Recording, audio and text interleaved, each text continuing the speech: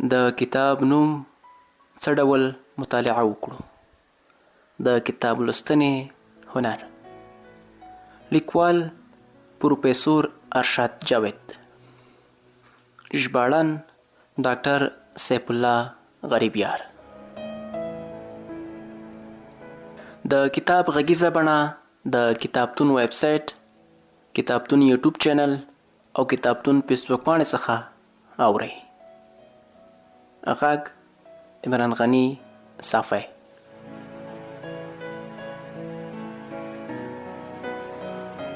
ډالۍ هغوی ته چې له پوهې سره مینه لري، هغه ته چې د پوهې په مټ مثبت بدلون ته لیواله دي، هغو میندو، پلرونو او با احساسه ښوونکو ته چې د نوي نسل ذهني روغتیا او فعالیت ته یې په سپېڅلو زړونو او پاک وجدانونو ملاوې تړلي دي. ډاکټر شیر افضل فیض ته چې ذهن یې له رغونکو او جوړونکو خیالاتو ډک دی. غریبیار.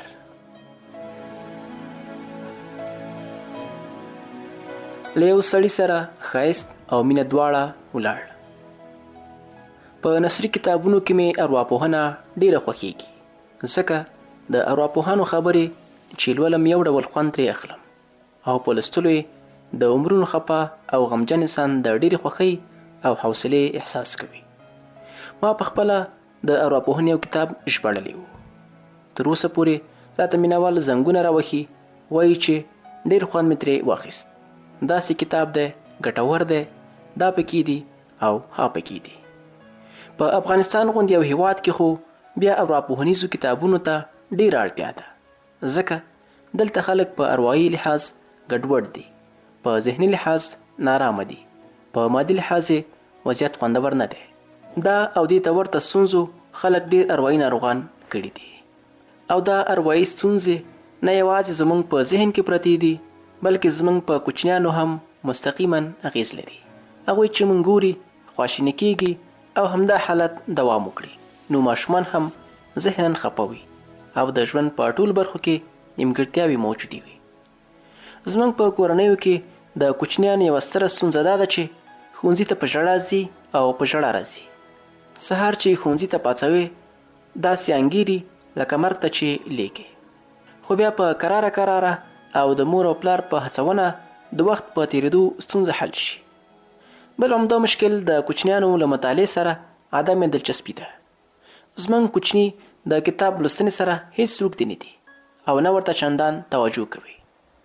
دا چې لاملونه یې څه دي، څه باید وشي، له کومو لارو چارو ګټه واخلو، څه ډول یې تشویق کړو، څه ډول خبرې ورته وکړو، له ښوونځي ورهاخوا کوم ډول کتابونه کور ته راوړو چې ویلولي، څرنګه د کوچنیانو کتاب لوستنه په خپله ټولنه کې دود کړو. دا او دې ته ورته موضوعات د درانه او منلي ملګري ډاکټر سیف الله غریبیار په دې کتاب کې شته دي، او د چې دا کتاب څه ډول ژباړلی دی نو فکر به ونه کړئ چې دا به ژباړوي. زما په فکر د کوچنیانو مطالعې ته هڅول په دې اړه ما مخکې کوم پښتو کتاب نه دی لوستی چې ارواپوهانو دې پرې نظرونه ورکړي وي او خپلې کورنۍ تجربې د کتاب په بڼه لیکلي وي. ما ته د خپل ډول لومړی کتاب ښکاري، او یا که مخکې چاپ وي زه به ترې نه یم خبر شوی. په هر حال غریبیار د کوچنیانو ارواپوهنې ته هم خیال دی. غواړي له کوچنیوالي څخه کتاب لوستنې سره عادي کړي، غواړي د نړۍ د نور هیوادونو د ماشومانو په څیر له همدې کوچنیوالي خپل فکر وسیع او له معلوماتو ډک کړي. په دې کتاب کې د ارواپوهنې د عالمانو تجربې او نظریات شته دي. یو جامع کتاب دی چې باید ګټه ترې واخیستل شي. دا کتاب باید هر لوستې کورنۍ خپلو کورونو ته یوسي او هغه واړه چې کتاب لوستلی شي د دې کتاب لوستنه پرې جبري کړي. که کېدای شو د معرف سره تړلي مسلکي ښوونکي دې هم ولولي، تر څو تجربه یې زیاته او ماشومان لا ښه وروزي، ځکه زموږ په هیواد کې د معرف نظام په نشته حساب دی، او هغه مشران چې دا تیر څو کلونه د معرف په نوم راغلي پیسې په خپلو شخصي جیبونو کې واچولې او زما د خاورې واړه ګلالي د اوړي ګرمۍ او د ژمي یخنۍ تر شنه اسمان لاندې ناست دي. د همدوی ازار دی ورپسې شي او د ملت د خزانې خوړلې پیسې دي الله د دوی د کور په غم ولګوي. د ډاکټر غریبیار علمي او غني اثار که هر څوک ولولي ډیر څه ترې زده کولی شي او که مخامخ مو له غریبیار سره ناسته وکړه نو روحاً به د خوښۍ احساس وکړي. دا سړی په 10 خبرو کې 20 ځله زه د قربان شم وایي. د کتابونو له لوستلو وروسته د غریبیار په علمیت، اهلیت او لیاقت ښه پوهېدلی شي. معنا که څوک وغواړي که نه، که یې خوښه وي یا نه، او که یې ومني یا نه، خو سیف الله غریبیار د علم سنګروال، یو سنجیده زلمی، د ښو اخلاقو، انسانیت، شرافت او مینې سمبول دی. غریبیار د پښتو ژبې په ریښې ریښې لمنه کې د خپلو کوششونو او خلو تویولو په پایله کې ډېر علمي او ګټور اثار ورواچول او پښتانه به یې دغه خدمتونه تر مرګه هیر نه کړي. د مادیاتو او زرپرستۍ په دې دور کې چې غریبیار کوم معنوي ارزښتونه پاللي دا یو بیله خبره ده، ځکه اوس خو هر څوک تشه مشوره هم چاته بې پیسو نه ورکوي. خدای نه د دې کتابونو په سر پیسې غواړي، نه مال او نه دولت، نه نوم او نه شهرت. د کوچنیانو مطالعې ته هڅول پاړه دغه کتاب کې چې غریبیار د خپلو الفاظو ملغلرې په کومه هنري، خوږه او پسته ژبه پیلي دي خوند به ترې واخلئ. لکه د شعر غوندې خوږلني ورکړې ده، لکه د اوبو غوندې رواني ورکړې. تاسو ته کتاب د لوستلو لپاره پرېږدم. زه مو له منځه وځم. لوی څښتن تعالی دې ډاکټر سیف الله غریبیار ته لا ډېر توفیق ورکړي. قلم یې همداسې روان اوسه. د کتاب د چاپېدا مبارکي ورکوم په دې هیله چې زما په دغه الفاظو یې د کتاب قدرداني شوې وي. بس غریبیاره یاره، ستا د ښایست ګلونه ډېر دي، زولۍ مې تنګه زه به کوم ټولومه. ستا ګل ځواني دي خدای همداسې خوږه لري. زموږ ویاړ یې همدا چې د دې خاورې بچی، دا ویاړ مو بس دی. ته یوازې په خوست پورې راټول شخصیت نه یې، د ټول افغانستان یې. خدای دې د علمیت سوری زموږ له سره مه کموه. او دعا مې همدا ده چې د ګلو لښتې ستا ځواني دې تل رنګینه وي. زما غوندې زړه ستړی به دې سیوري ته دمه وکړي. د انساني او الهي محبت د ستر استازي غزلبل شاعر احقر العباد حضرت پیر محمد کاروان په زړه کې د پرتې مینې هومره مینه او درنښت. ستا فطرت سعدالله فطرت، جلال آباد ښار، روښان مینه، خپل کور. د خوستوالو په ژبه ته دې ژوندی ښه شول شي، موږ به دوی درته کوو. یعنې ته دې ژوندی وې، خوشحاله اوسې، موږ به دعا درته کوو.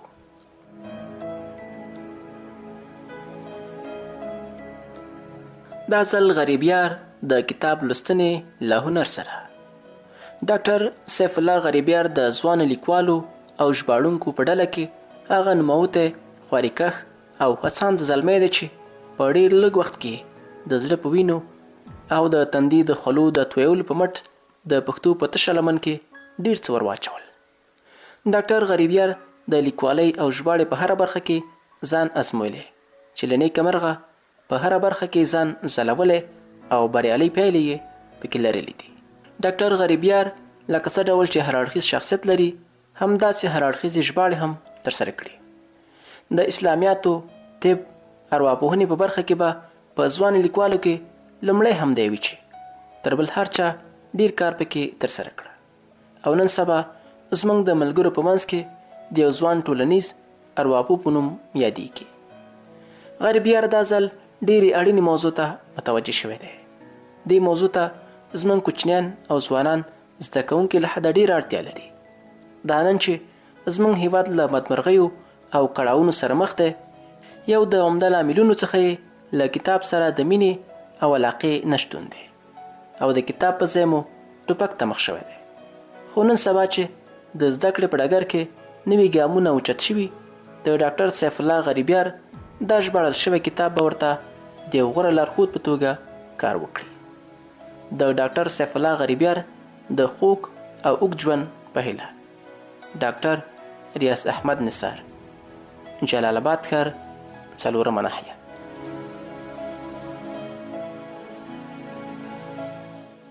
د کتاب لوستنې هنر. د نړۍ هیڅ قوم له پوهې په ځانګړي ډول د لوړو زده کړو پرته پرمختګ نه دی کړی. د هر قوم په پرمختګ کې د هماغه قوم پوهانو لوی لاس لرلی او کوم قوم چې ډیر پوهان لري په هماغه کچه ډیر پرمختګونه هم کړي دي. دا چې د پوهې ډیره برخه له کتاب زده کیږي او د پوهې په ترلاسه کولو کې د عمر لومړني وختونه ډیر مهم دي. ښه مې وګڼله چې د نوموتي ارواپوه ښاغلي پروفیسور ارشد جاوید نوموتی کتاب تعلیمي کامیابي را پښتو کړم. د لوی خدای په مرسته په خپله دې هیله کې بریالی شو. ما د خپل ښوونځي او اوس د پوهنتون په دوره کې زده کوونکي او زده کړیالان لیدلي او مشاهده کړي چې د ډیرو یې لیک او لوست سره زړه نه لګېږي.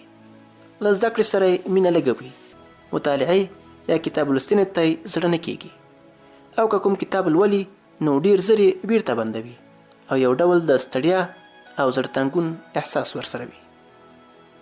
دویمه دا چې یو شمېر زده کوونکو ته ځینې مضمونونه ناخوښه یا ستونزمن تمامېږي او په دې چل نه پوهېږي چې څه ډول ستونزمن مضمونونه د ځان لپاره اسانه او خوندور کړي. درېیمه دا چې ځینې زده کوونکي د مطالعې یا کتاب لوستنې په چل او لارو چارو نه پوهېږي. دوی سره له دې چې ډیره مطالعه به کوي خو څه ترې نه زده کېږي. دې ته ورته نور ډیرو هغو ستونزو ته چې یو زده کوونکی د زده کړې په بهیر کې ورسره مخامخېږي په دې کتاب کې اغیزمن او ګټور ځوابونه ورکړل شوي دي. همدا شان په دې کتاب کې په ټولګي کې د ښوونکي لیکچر ته د غوږ نیولو، په ټولګي کې د نوټونو د برابرولو، په کور کې د نوټونو د برابرولو، د ازموینې د ورکولو، د ازموینې څخه د بیرې د له منځه وړلو او نورو کې اړینې لارې چارې په ګوته شوي دي. له موږ تاسو سره سم او مثبت ډول مرسته کولی شي. دا کتاب موږ د زده کړې په بهیر کې اروايي ځواک رابخي او لکه د یو ارواپوه په شان راسره مرسته کوي. زه نور ستاسو او د کتاب ترمنځ نه دیوال کېږم، خو دا خبره اړینه بولم چې د دې کتاب په ټولو تمرینونو په هره برخه کې چې دي په سم ډول ځانونه پوه او بیا عملی جمع ورواغوندئ چې انشاءالله تعالی ډیره مرسته به در سره وکړي. بله خبره دا چې ټول لوستي والدین دي دا کتاب خپل بچیانو ته واخلي او په کور کې دي ورته په منظم شکل تدریسوي چې سل په سلو کې به دا وی په ذهني پیاوړتیا او نورو کې مرسته وکړي. په پای کې د تکړه لیکوال، ژورنالیست او زلمی سیاستوال ښاغلي سعدالله جان فطرت له مینې او پیرزوینې نړۍ مننه کوم چې په خپلو هنرمندو ګوتو یې زما په کتاب سریزه ولیکله. اوږد او خوږ عمر ورته غواړم. همدا شان د خپلو خوږو او زړه ته رانږدې ملګرو ښاغلي ډاکټر مصطفی کمال سلارزي، ډاکټر عبدالجبار وصال او ډاکټر ریاض احمد نثار له مینې او پیرزوینې مننه کوم چې د دې کتاب د ژباړې په برخه کې ډېره ډاډ راکړه. د مومن خپرندوی ټولنې له ټولو مسؤلینو هم مننه کوم چې د کتاب د کمپوز او چاپ مسؤلیتونه یې ومنل. ښې چارې، سیف الله غریبیار، سپین غر پوهنتون، ننګرهار.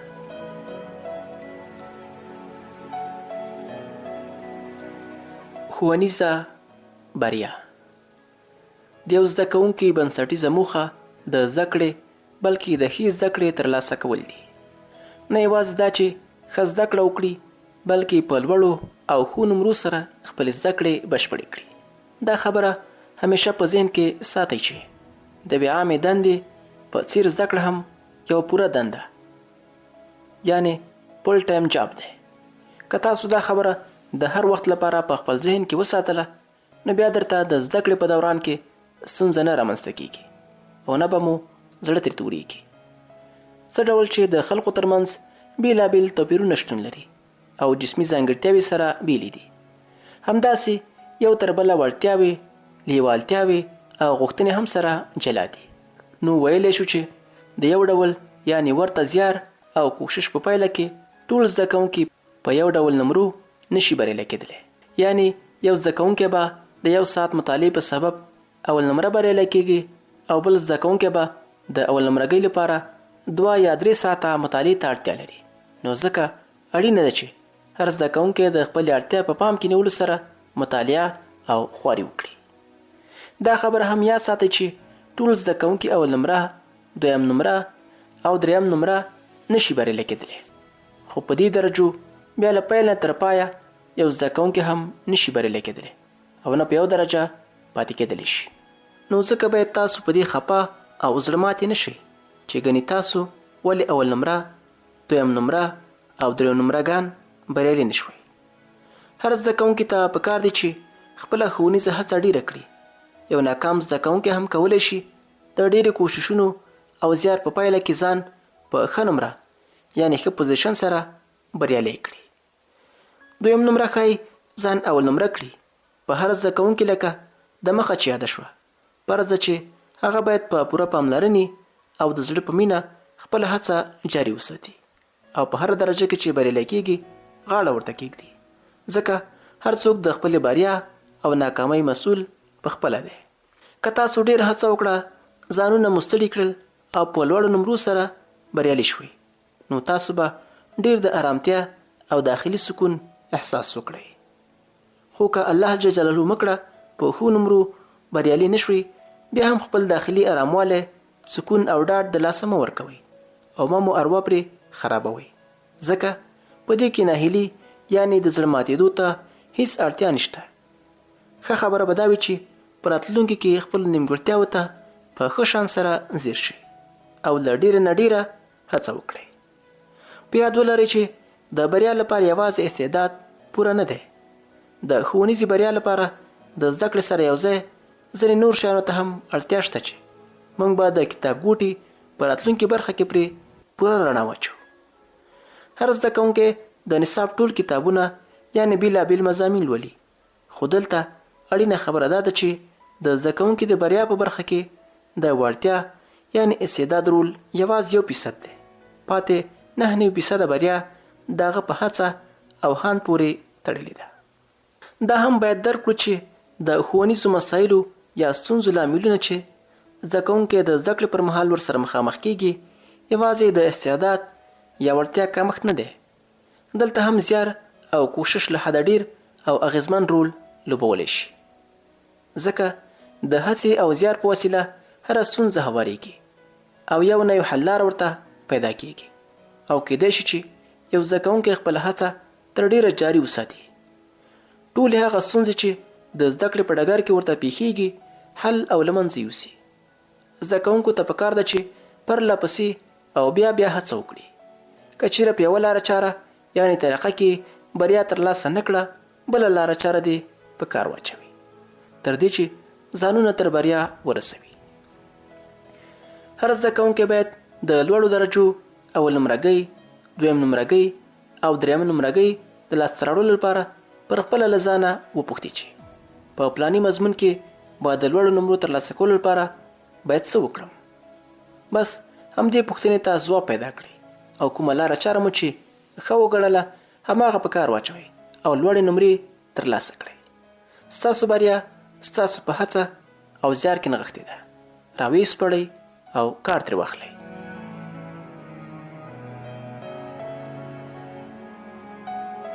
له زده کړې سره مینه.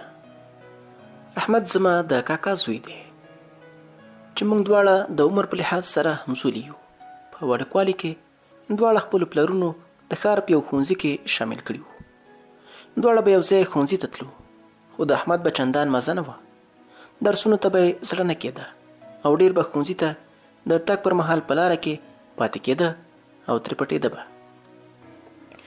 ما له زده کړې سره ډېره مینه لرله او تر پایه مې دوام ورکړه. خو احمد ډېر زر ښوونځی پرېښود او د ځان لپاره دهقاني غوره کړه چې د همیش لپاره د زده کړې له ستر نعمت ځینې بې برخې شو. زما کلینیک ته ډېر داسې ماشومان راوستل کېږي چې زده کړې خوښوي او غواړي چې ښوونځي ته لاړ شي، خو په هغو کې به ستونزه دا وي چې د لیک او لوست سره یې زړه نه لګېږي. مطالعه یا کتاب ته زر ستړی کېږي او د نارامتیا احساس ورته کوي. همدا لامل وي چې زده کړې سره مینه هم ورځ تر بلې لګېږي. د زده کړې سره مینه د لیک او لوست پرته بې حده ستونزمنه ده او که ووایو بیخي ناشونې ده. ما هڅه کړې چې د دا ډول زده کوونکو لپاره ځینې لارې چارې او تمرینونه برابر کړم چې هم مې په کلینیک کې ترې ګټه اخیستې او هم کولی شو په عامه روزنه کې ترې ګټه واخلو.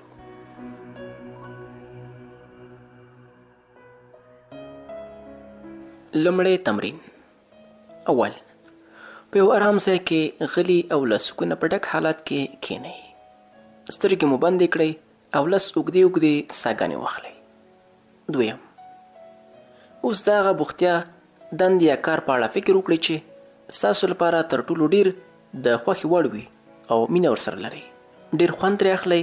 دا مهمه ده چې د کوم ډول بوختیا یا فعالیت په اړه فکر کوئ. که د کار پرته د لوبو یا داسې نورو بوختیاو په اړه فکر کوئ هم توپیر نه کوي. خو که کومه ځانګړې دنده وي دا به ډیره غوره وي. په خپل دماغ کې د نوموړې دندې تصویر جوړ کړئ. خو تصویر داسې جوړ کړئ چې ستاسو د خوښې وړ وي او په اصطلاح خوندور درته تمامیږي. دا تصویر به مو په ټولیز ډول رنګین، روښانه، نږدې او بیخي به ستاسو په وړاندې جوړ شي. دریم، اوس په بندو سترګو د زده کړې په اړه فکر وکړئ. نو د دې به هم ستاسو په دماغ کې یو تصویر جوړیږي. خو دا تصویر به ډیر جذاب او پرکششه نه وي. څلورم، اوس په یو وخت کې د زده کړې او د خپلې خوښې وړ دندې په اړه سترګې بندې کړئ او فکر پرې وکړئ. نو ستاسو په ذهن کې به دوه تصویرونه جوړ شي. دواړه تصویرونه له یو بل سره نږدې کړئ. خو د زده کړې تصویر ته سم د دندې د تصویر په شان رنګه وضاحت یعنی کلیرټي، فاصله، سایز، چمک یعنی برایټنس او مقام یعنی لوکیشن ورکړئ او د دندې له تصویر سره یې بیخي نږدې کړئ. د زده کړې په تصویر کې نورې ګوتې هم ووهئ تر دې چې د کار د تصویر ځینې ښه درته ولیدلی شي. پنځم، پوره اونۍ سهار، غرمه او د شپې د خوب پر مهال همدا تمرین اجرا کوئ تر دې چې له زده کړې سره مو مینه په ذهن او دماغ کې ځای ونیسي. شپږم، اوس سترګې بندې کړئ او د زده کړې په اړه فکر وکړئ او بیا په ذهن کې تصویر جوړ کړئ. که مو له زده کړې سره مینه پیدا شوې وي نو تصویر به یې درته ډېر رنګین او ښکلی ولیدلی شي او ډېر مثبت بدلونونه به پکې ووینئ. یعنې په خپل ځان کې به له زده کړې سره مینه پیدا کړئ. له زده کړې سره ستاسو زړه راښکون لږ نو نور تمرین هم ترسره کړئ تر دې چې له زده کړې سره مو زړه ولګېږي. اووم، په راتلونکي کې د درس له پیله وړاندې خپلې سترګې بندې کړئ او د څو دقیقو لپاره د زده کړې هغه ښکلي تصویر په ذهن کې راولئ. یادونه: دا تمرین بیا بیا او تر هغې ترسره کړئ چې په خپل ذهن کې مو له زده کړې سره مینه کینی.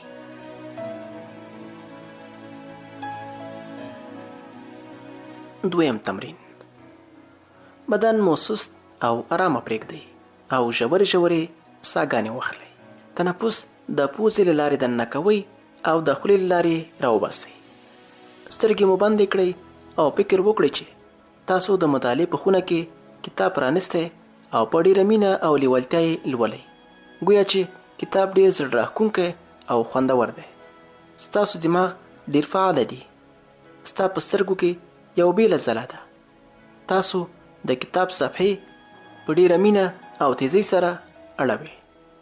د کتاب ټول معلومات، شکلونه، نقشې او نور موضوعات په نوبت سره ستاسو د دماغ په کمپیوټر کې ځای پر ځای کیږي. د اړتیا پر مهال دا ټول معلومات ستاسو په ذهن کې شتون لري او تاسو یې په اسانۍ سره ترې راویستلی شئ. تاسو هغه معلومات چې تاسو یې غواړئ په ډېرې اسانۍ سره له خپل ذهن ترلاسه کولی شئ. ستاسو دماغ له معلوماتو په بشپړ ډول ډک شوي. په پای کې یو ډاډمنه مسکا وکړئ او په ډېره فاتحانه انداز پاڅئ او خپل شاوخوا ته وګورئ. یادونه: دا تمرین هم ډېر ځلې یعنی بیا بیا ترسره کړئ چې له تاسو سره ستاسې په ذهني پیاوړتیا کې ډېره مرسته کولی شي.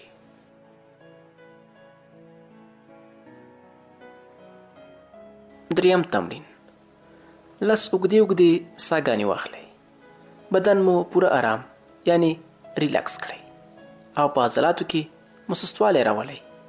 سترګې مو بندې کړئ او د خپل تصویر په مرسته په خپل ځان یعنی خپل همشکله د پردې یعنی سکرین پر مخ راولئ چې ډېر په خوښۍ او خوند سره په ډېره ساده او روانه ژبه لوستل کوي. بیا تاسو په خپل تصویر کې د سکرین پر لوري قدمونه واخلئ او نږدې ورشئ. فکر وکړئ چې هغه همشکله موجود ستاسو په بدن کې دننه شو، ستاسو د رګونو په وینه کې روان شو او جریان پیدا کړه. ستاسو په ذهن او دماغ کې ځای ونیو او ستاسو له ارواو سره ملګری شو او اوس له تاسو په بشپړ ډول هماغه همشکله موجود جوړ شو چې هغه په ډېره خوښۍ، جوش او لیوالتیا او بریالۍ توګه لوستل کوي. یادونه: دا تمرین څو ځلې او بیا تکرار کړئ تر څو چې تاسو ته لوستل اسانه او خوندور تمام شي.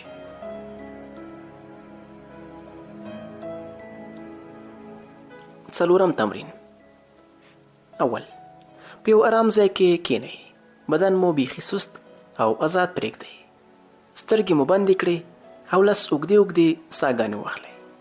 دوم، اوس تاسو د هغې بوختیا یا فعالیت په اړه فکر وکړئ چې ستاسو ډېر خوښ وي او ډېر خوند ترې اخلئ. دا بوختیا مو که هر څه وي، کار وي، لوبې وي یا بل څه، کوم توپیر نه کوي.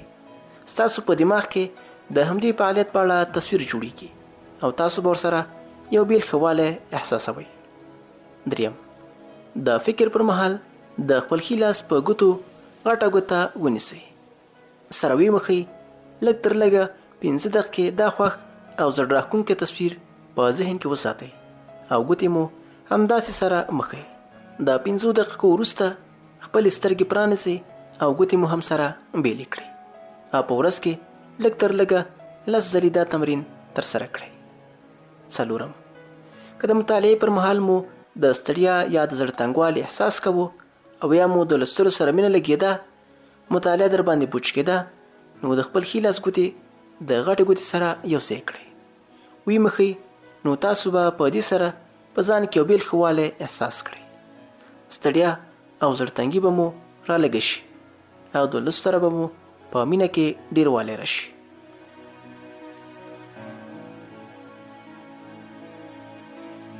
د ستونزمنو مضامینو لوستل. د زده کړې په ډګر کې د بریا او پرمختګ لپاره تر ټولو اړین شرط دا دی چې تاسو هغه مضمونونه ولولئ چې خوښ مو وي، نه دا چې مور او پلار درته خوښ کړي وي او یا مو ملګرو ورته تشویق کړي یاستئ. تاسو په هغه برخه یا رشته کې په ښه شان سره ځانونه رسولی شئ چې مینه ورسره لرئ.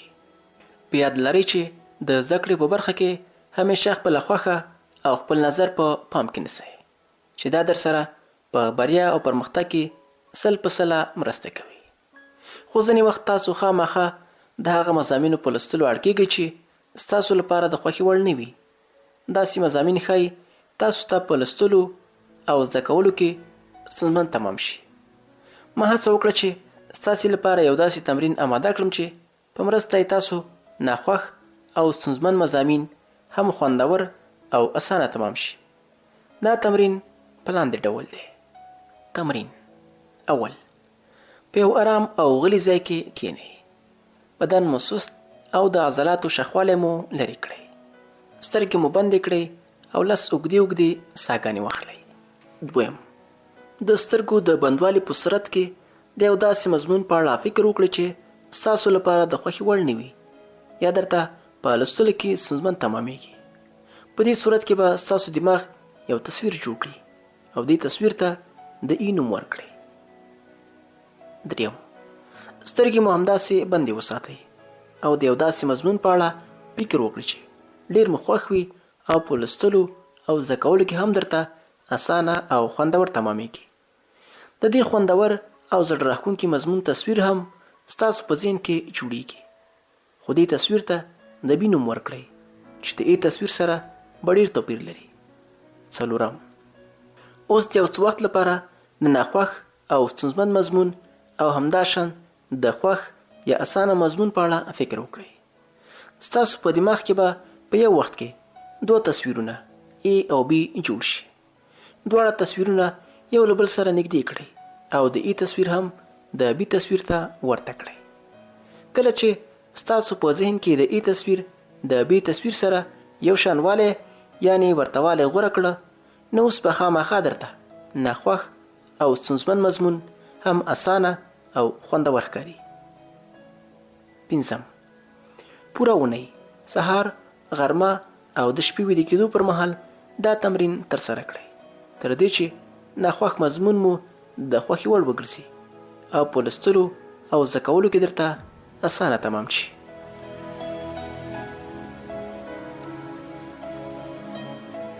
څه ډول مطالعه وکړو؟ مطالعه یا کتاب لوستل یو هنر دی. هغه زده کوونکي چې په دې هنر پوهیږي هغوی په ډېر لږ زحمت او لږه هڅه ډېرې لوړې نمرې ترلاسه کوي. خو ستونزه دا ده چې زموږ د هېواد ډېر شمېر زده کوونکي په دې هنر نه پوهیږي چې له امله یې د ډېرې خوارۍ او زیار سره سره د نمرو خوند نه وي او نه له خپل ښوونیز چاپېریال ځینې خوښ وي. که غواړئ چې په لږه مطالعه او لږه خوارۍ ډېر څه زده کړئ، ښې او لوړې نمرې ترلاسه کړئ، نو د مطالعې له هنر سره ځانونه بلد کړئ. مطالعه ځانګړي اصول لري چې ما تر ډېره هڅه کړې چې تاسو ورسره اشنا کړم. خو بیا هم که یو نیم اصل رازنې پاتې وي او یا یې نیمګړې یادونه شوي وي، خامخا به په دې برخه کې د خپلو لوستوالو، والدینو، مور او پلار او ښوونکو سره په اړیکه کې شئ، خو ځانونه پرې پوه او په ورځني ژوند کې عملي کړئ. د مطالعې پر مهال تر ټولو مهم شی دا دی چې تاسو باید ډېر له سکون او آراموالي څخه ډک وئ، یعنې په پوره ډول به د داخلي سکون احساس کوئ. پر ځان به باور ولرئ او په پوره اروايي سلامتیا سره به ډېر پام او ډېره مینه خپله مطالعه پیل کوئ. کله چې تاسو له داخلي سکون څخه ډک وئ، نو ډېره ښه او ژوره مطالعه کولی شئ او کابو 90% پرې پوهېدلی شئ. ذهني فشارونه او اروايي خفګانونه د هر فرد ذهني حالت او توجه په منفي ډول اغېزمنوي او په دې حالت کې شخص هیڅ د مطالعې په خوند نشي پوهېدلی. د ذهني فشارونو په صورت کې د فرد حافظه هم په سم ډول کار نه کوي او د ساعتونو مطالعې په پایله کې هم هیڅ نشي زده کولی. د مطالعې لپاره یو لړ ځانګړي اصول په لاندې ډول یادوو. لومړی، له سکونه ډک چاپېریال. د مطالعې لپاره ښه او له سکونه ډک چاپېریال ته ډېره اړتیا ده چې په لاندې ډول ترې یادونه کوو. اول، د مطالعې چاپېریال باید پوره آرام وي. هیڅ ډول شور باید پکې ونه اورېدل شي. د توجه د تیتولو لاملونه لکه چیغې، سورې، تلویزیون، راډیو، ټلیفون او داسې نور شیان باید پکې موجود نه وي او یا غلي وي. مطالعه باید په داسې چاپېریال کې ترسره شي چې هلته د خلکو ډېره ګڼه ګوڼه نه وي. خلک باید ډېر تګ راتګ ونه لري او په داسې ځای کې د مطالعې کول چې هلته ګڼه ګوڼه ډېره وي یا ډېر خلک پکې ګرځي راګرځي، لکه د لویو لارو سر د ساتیرۍ باغونه یعنې پارکونه، مطالعه هیڅ ګټه نه لري. غلیوالی یعنې خاموشي او د نورو د مداخلې او مزاحمت نشتون د مطالعې لپاره ډېر اړین شیان دي. یعنې د مطالعې پر مهال باید خارجي مداخلات یعنې ډسټراکشن ډېر لږ وي. دویم، د لوستلو ځای، چوکۍ او نور باید ډېر آرام وي چې ستاسو د ستړیا پرته پرې ډېره مطالعه وکړئ. پر چوکۍ د کېناستلو لپاره اړینه ده چې ستاسو پښې لاندې په فرش لګېدلې وي او لاسونه مو په خپله غېږه کې وي. دریم، دماغ که څه هم د پوره بدن یوازې 2% جوړوي، خو د ټول بدن کابو 20% اکسیجن په لګښت رسوي. نو ځکه د مطالعې پر مهال تازه او مناسبې هوا ته ډېره اړتیا ده څو دماغو ته په مناسبه اندازې سره د اکسیجن غاز ورسیږي. د دې لپاره بله مهمه او غوره لاره چاره دا ده چې کله کله یعنې د مطالعې په جریان کې اوږدې ساګانې اخلئ چې په دې سره مو د دماغي فعالیت ډېرېږي. څلورم، د مطالعې لپاره طبیعي رڼا له مصنوعي رڼا ډېره غوره او ارزښتمنه ده. خو بیا هم د اړتیا پر مهال د مطالعې لپاره له داسې رڼا نه ګټه واخلئ چې له طبیعي رڼا ځینې سرچینه اخیستې وي. پنځم، د مطالعې تر ټولو غوره وضعیت په خونه یعنې کوټه کې په چوکۍ کېناستل او د میز پر سر د کتاب ایښودل دي. په کتابتون او خالی خونه کې هم مطالعه ترسره کیږي. همداشان دې ته ورته په نورو آرامو او پرسکونه ځایونو کې هم مطالعه ترسره کیږي. د مطالعې په جریان کې دا ډیره اړینه ده چې په بستره یا کټ کې د څملاستلو په وضعیت کې کتابونه لولئ. خو که بیا هم ستاسو خوی ګرځېدلی وي څه توپیر نه کوي، خو دې ته مو باید فکر وي چې د سترګو نظر مو ډیر کمزوری کوي. 6. د مطالعې لپاره ځانګړې خونه وټاکئ. د مطالعې په خونه کې یوازې مطالعه کوئ. د کوم بل کار لپاره ترې ګټه مه اخلئ. کوشش وکړئ چې د مطالعې په خونه کې د کتابونو ښایسته المارۍ ولرئ. ګټور کتابونه پکې ځای کړئ. د هیواد او نړۍ د سترو مفکرینو، فیلسوفانو او پوهانو تصویرونه پکې راوځړوئ. په دې صورت کې چې تاسو د مطالعې خونې ته ننوځئ او هلته کښېنئ، په خپله په لاشعوري ډول لیک او لوست ته هڅیږئ او د مطالعې لپاره ځان آماده کوئ. د نوو ځایونو یا اطاقونو پر ځای یوازې په یوه خونه کې د مطالعې خوی ستاسو د زده کړې په پیاوړتیا او له زده کړې سره په مینه کې ډیره مرسته کولی شي او په دې برخه کې درته ډیر کار اسانولی شي. نو ځکه په یو ځای کې د مطالعې عادت جوړ کړئ چې کله په هغه ځای کې کښېنئ په خپله به مو لاس کتاب ته اوږدیږي. 8. د مطالعې په خونه کې د بیلابیلو مضامینو د لوستلو لپاره بیلابیل ځایونه وټاکئ. د بیلګې په توګه د مطالعې لپاره یو ځای، د نوټونو د برابرولو لپاره بل ځای، د انګلیسي ژبې د لوستلو لپاره بل ځای، د فزیک یا کیمیا لپاره بل ځای او همداشان د عامې مطالعې لپاره بل ځای وټاکئ. خو دې ته مو باید پام وي چې د لوستلو چاپیریال مو ډیر آرام او له راحت نه ډک وي. 8. خپل ستاینلیکونه، میډالونه او سرټیفیکیټونه هم د مطالعې په خونه کې پر مخامخ دیوال راوځړوئ چې په دې سره ستاسو پر ځان باور ډیریږي او لا ډیر تشویق یې کوي. 9. که وس مو وي د تازه ګلونو، ښایسته او جذابو منظرو تصویرونه هم د خپلې مطالعې په خونه کې وساتئ. د شنو او تازه شیانو په لیدو سره ستاسو ذهن تازه کیږي او غوړیږي او هم یو ډول بیل سکون دربخي. 10. د مطالعې پر مهال موبایل مه کاروئ. ښه دا ده چې بند یې کړئ، ګنې خاموش وساتئ، که نه ذهن مو تیتوي او د مطالعې پر مهال درته ستونزې زیږوي. 11. د مطالعې پر مهال چې تاسو کوم شیانو ته اړتیا لرئ لکه ډکشنري، قلم، پنسل، مارکر، ربړ، پنسل توګونکی او داسې نور له ځان سره نږدې وساتئ، که نه د هغو د ترلاسه کولو یا لټولو پر مهال به مو ډیر وخت ضایع شي. 12. د مطالعې لپاره ځانګړی وخت معلوم کړئ. د مطالعې وخت پر مهال هیڅکله نور کارونه مه ترسره کوئ او مه یې په اړه فکر کوئ. 14. د مطالعې لپاره درته ورځنی مهالویش یعنی تقسیم اوقات برابر کړئ او هره ورځ د خپل مهالویش برابر مضامین لولئ او په خپل مهالویش پوره عمل کوئ. 2. د مطالعې لپاره ستاسو سکون. د مطالعې پر مهال باید تاسو ډیر پرسکونه او له هر ډول ذهني فشار ځنې آزاد وئ. کوشش وکړئ چې په پوره ډاډ او شوق سره خپله مطالعه وکړئ. د مطالعې پر مهال د ځان د آرامولو یعنی داخلي سکون لپاره لاندې تمرینونه اجرا کړئ. لومړی تمرین: ژورې ساګانې واخلئ. تنفس د پوزې د لارې دننه کړئ او د خولې له لارې وباسئ. سترګې مو بندې کړئ. د یو ښکلي، زړه راښکونکي او سکون دربښونکي شي په اړه تصور وکړئ. د کوم خوښ ځای په اړه تصور وکړئ. د چکر یعنې خوندورې تفریح یا د یوې طبیعي منظرې په اړه فکر وکړئ. د مرغانو خوږې نغمې، د بلبلانو راحت بښونکي اوازونه، د سیند مستې او پیغلوټې څپې، د سهار تازه او آرام بښونکې نرمه هوا، د وریځو په ناز ناز تګ، د باران د ورېدلو خوندوره منظره، د لوړو لوړو غرونو، تاندو چینو، د ونو د پاڼو ګډه او خندا تصور کړئ. په هر تصور کې به تاسو ته یو بدلون راځي.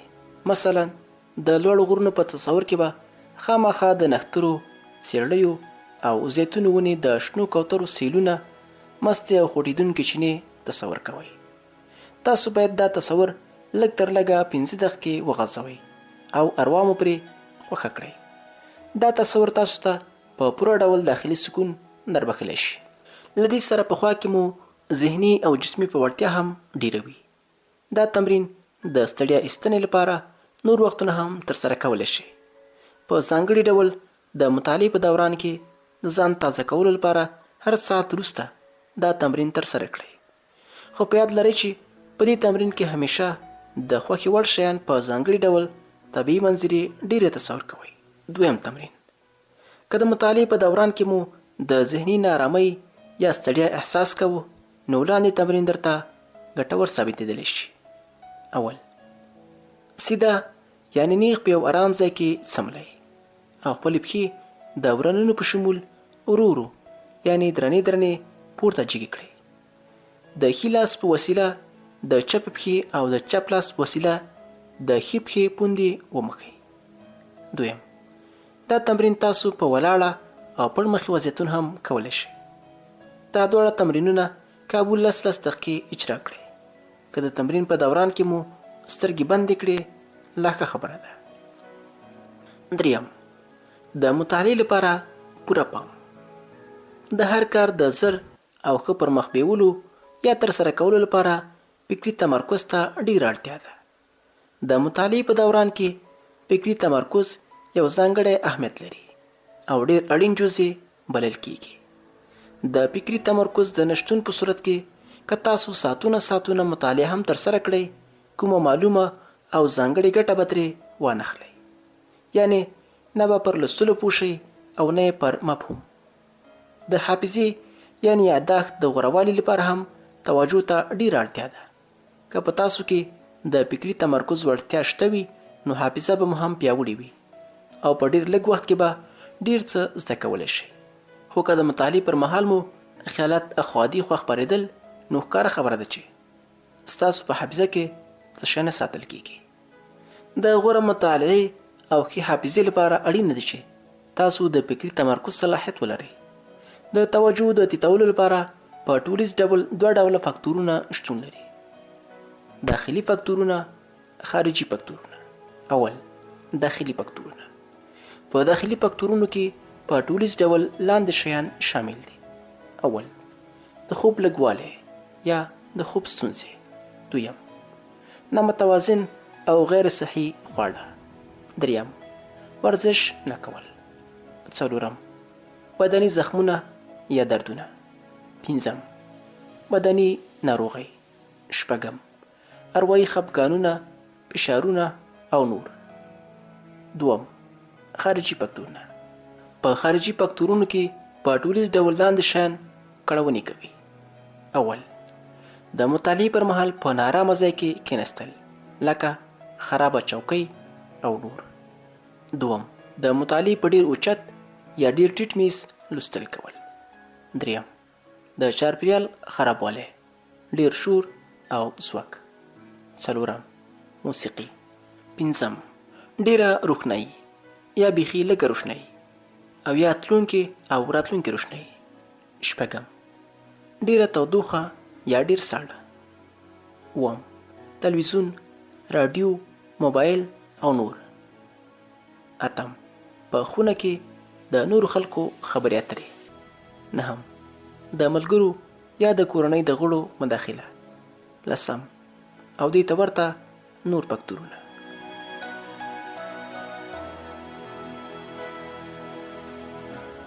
د توجه د سمولو لپاره ځانګړي تمرینونه. د مطالعې پر مهال د ښې توجه لپاره اړینه ده چې د توجه د خرابوالي ټول لاملونه له منځه یوړل شي.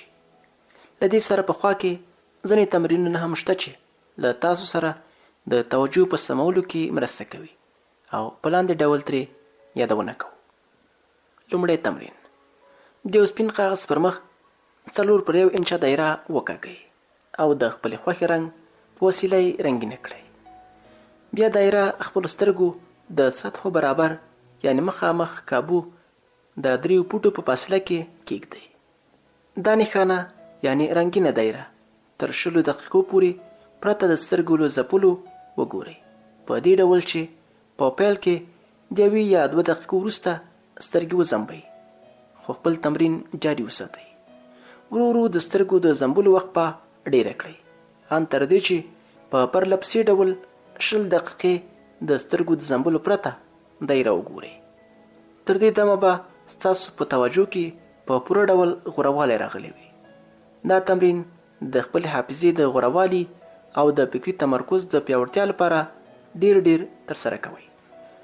دویم تمرین: د شپې چې کله د خوب لپاره په بستره کې څملئ، نو د ټولې ورځې پیښې یا ایونټس یو په بل ځان ته رایادي کړئ او له ځانه په تصور کې پوښتئ چې سهار مو په کوم کار پیل کړی و او تر دې دمه مو کوم کارونه ترسره کړل.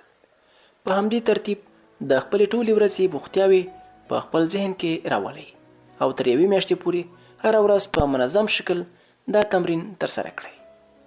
په 2مه میاشت کې د هرې ورځې پر ځای د 1 نوې ورځې د 1 ورځې په وقفې سره پیښې په ذهن کې راولئ. په دې سره به مو ډیر په تیزۍ سره په ذهن کې ښه والی راشي. دا تمرین تاسو کولی شئ تر ډیره وخته جاري وساتئ چې د فکري تمرکز په خوا کې مو د حافظې د پیاوړتیا لپاره ډیر اړین دی.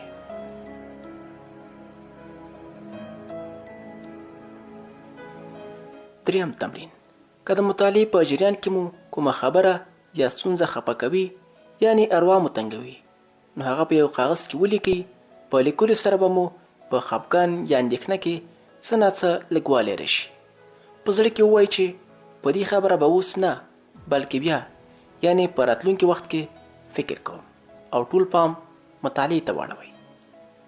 4م تمرین: د فکري تمرکز د ګډوډۍ د مخنیوي لپاره یو غوره لاره دا هم ده چې که تاسو د مطالعې پر مهال د فکري انتشار سره مخ کیږئ، نو د لوستونکي کتاب پر ځای بل څه ولولئ، یعنی مضمون مو بدل کړئ یا د لوست پر ځای لیکل وکړئ. تیر درسونه تکرار کړئ، تفریح وکړئ، ځان آرام کړئ یا 15 دقیقې چکر ووهئ. 5م تمرین: د مطالعې له پیل وړاندې خپل بدن سست کړئ. 10 اوږدې ساګانې واخلئ، تنفس د پوزې له لارې دننه کړئ او د خولې له لارې راوباسئ. اوس د تیر وخت زړه راښکونکې او سترې بریاوې در یادې کړئ. له هغو خوند واخلئ او خپل اروا پرې آرامه او خوښه کړئ چې په دې سره ستاسو په ځان باور ډیریږي او د مطالعې لپاره د ځان د تیاری تر ټولو غوره لار چاره ده. 6م تمرین: د هر مضمون لوستلو نه وړاندې 15 دقیقې خپل سترګې بندې کړئ. تصور وکړئ چې تاسو به دا مضمون په ډیره مینه او شوق سره ولولئ. په پوره ډاډ او اسانۍ سره به یې ولولئ. تاسو ته به دا مضمون ډیر په زړه پورې وي او په سم ډول به یې یادوئ. تصویر یې درته ډیر روښانه، نږدې او ستر کړئ.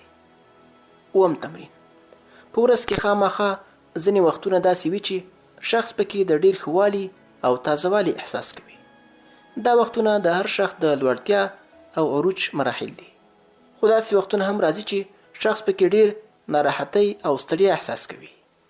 تاسو له ځان سره هغه وختونه یاداښت کړئ چې تاسو پکې د ښه والي او تازهوالي احساس کوئ.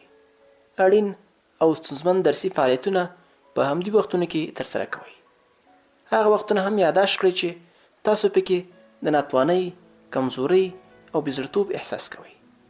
په دې وختونو کې ساده او اسانه مضامین ولولئ یا پکې هیڅ مطالعه مه کوئ، بلکې دا وخت آرام یعنی تفریح، لوبو او د ملګرو سره ناستې پاستې ته ځانګړی کړئ چې په دې سره ستاسو د ستړیا او خفګان احساس لږیږي او دا شیبې به مو هم په راحت او سکون کې تیریږي.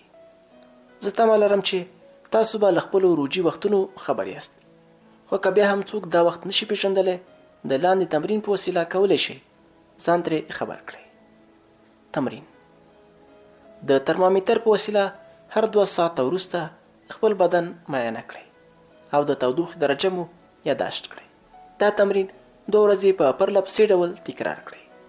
کوم وخت چې ستاسو د بدن تودوخه ډیره وه، هماغه مو روجي وخت دی. 4م: د مطالعې پر مهال د موخې ټاکل.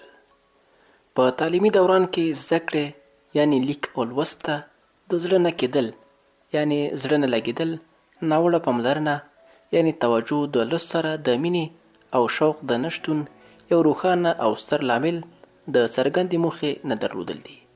که تاسو غواړئ ښه مطالعه وکړئ، خوند ترې واخلئ، په مینه او شوق سره یې وکړئ او ډېر څه ترې زده کړئ، نو د دې ټولو لپاره اړین او لومړی ګام د روښانه موخې برابرول دي.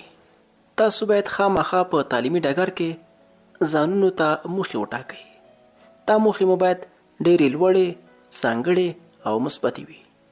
د بېلګې په توګه د ډېرو نمرو د ترلاسه کولو پر ځای به ښه وي چې داسې موخه ولرئ چې تاسو به خامخا په خپل ټولګي کې د نمرو 90 سلنه برابروئ او یا به په ای ګریډ یعنی درجه کې ځانونه راولئ. موخې په ټولیز ډول 4 غټ ډولونه لري. اول، اوږدمهاله، دویم، منځمهاله، دریم، لنډمهاله، څلورم، سملاسي، ترسره کوونکې یا کیدونکې. که چیرې په اوږدمهاله موخه کې مو د ډاکټر جوړېدل هدف وي، نو د منځمهاله وخت موخه به مو خامخا په یو طبي انسټیټیوټ کې داخله کول وي، یا به مو د زده کړې کچه تر 90 سلنه ډیره وي. په لنډمهاله موخه کې په راتلونکې ازموینه یعنی ټیسټ کې د ای درجې یعنی ګریډ ترلاسه کول راتلی شي، او په سملاسي موخو کې ورځني تعلیمي یعنی ښوونیز اهداف شامل دي. نو ځکه د ښوونیزې بریا لپاره ورځنۍ، اونیزې، میاشتنۍ، د کال او ان ټولې ښوونیزې موخې طی کړئ. په دې موخو کې تر ټولو لوړې موخې سملاسي ترسره کوونکې موخې، په اونۍ کې د اونۍ په جریان کې ترسره کوونکې موخې شاملې دي. همداشان د اونیزو یا په اونۍ کې ترسره کیدونکو کارونو په لیست کې برسیره د ورځنیو دندو د ترسره کېدو لیست هم جوړ کړئ. هغه کارونه یا دندې چې غواړئ د اونۍ په جریان کې ترسره کړئ، د اونۍ له پیل کېده او ورځنۍ موخې مو د شپې لخوا ترسره کړئ. خپلې موخې مو درته ولیکئ. بیا دې موخو ته د رسیدو یا ترسره کېدو لپاره یو منظم ډلبندی جوړ کړئ او دا ډلبندی هم له ځان سره په لیکلي بڼه یاداشت کړئ. کله چې مو یو موخه ترلاسه کړه یا یو موخې ته په رسیدو او ترسره کېدو کې بریالي شوئ، نو خپله ځان ته یو انعام یعنی ډالۍ ورکړئ. د ځان ستاینه وکړئ، پر ځان مو ویسا شئ او باور پرې ډیر وکړئ. پنځم، لوستونکي مواد. د مطالعې پر مهال همیشه دا خبرې په خپل ذهن کې یاد ساتئ چې تاسو ولې لوستل کوئ، څه شی لولئ، د څه شي لپاره یې لولئ. د لوستلو تاسو ته ګټه څه ده؟ د تعلیمي بریا راز په غور سره لوستلو کې دی. له دې ځینې هدف دا دی چې تاسو باید په ډیره ځیرکتیا او پام سره مطالعه وکړئ، یعنی د لوستلو پر موادو غور وکړئ. بیا هم د تیر په څیر له ځانه وپوښتئ چې څه لولئ، له لوستلو یې موخه څه ده، آیا تاسو پرې پوهیږئ، د بیلابیلو اصطلاحاتو یا ټرمز لوستنه د عنوان یعنی ټاپک سره کومه اړیکه لري او کنه. شپږم، د خوښې مضمون. تر ټولو د مخه هغه مضمون ولولئ یا لولئ چې ورسره ډیره مینه، لیوالتیا او زړه راښکون لري. په دې سره به ستاسو د مطالعې پیل له خوښې او لیوالتیا سره مل وي او همداشان دا کار ستاسو د مطالعې جریان او دوام هم اسانوي او زړه تنګون درته نه پیدا کوي. اووم، پرله پسې مطالعه. هیڅکله هم په پرله پسې ډول پرته له وقفې مطالعې ته مه اړم کیږئ. د مطالعې په دوران یا جریان کې خامخا لږه وخت اخلئ چې په دې سره ستاسو په فعالیت کې تر ډیرې اندازې غوره او ښه راتلی شي او دې ته مو اماده کوي چې تر ډیره وخته پرته له ستړیا او زړه تنګون څخه مطالعه وکړئ. د مطالعې په جریان کې خامخا یو وخت اخلئ. په دې وقفې کې آرام کوئ، تفریح کوئ، 15 دقیقې تفریح چې مخکې ترې یادونه شوې ترسره کوئ. اوږدې ساګانې اخلئ. د خپلې خونې یعنی کوټې صفایي پکې ترسره کړئ. د خونې بسترې، بالښتونه او نور پکې منظم کړئ. د مطالعې میز پاک کړئ. هغه کتابونه چې په المارۍ کې په ناسم شکل ایښودل شوي هغه په سم شکل سره کېږدئ. ورو او سپک ورزش وکړئ. چای درته جوړ کړئ او ویې څښئ. که دا هیڅ نه کوئ کتاب بند کړئ او آرام اوږد وغځېږئ. سترګې مو بندې کړئ او له ټولو خیالاتو او تفکراتو د 15 دقیقو لپاره خپل ذهن پاک کړئ او وروسته له 15 دقیقو بیرته کتاب پرانیسئ.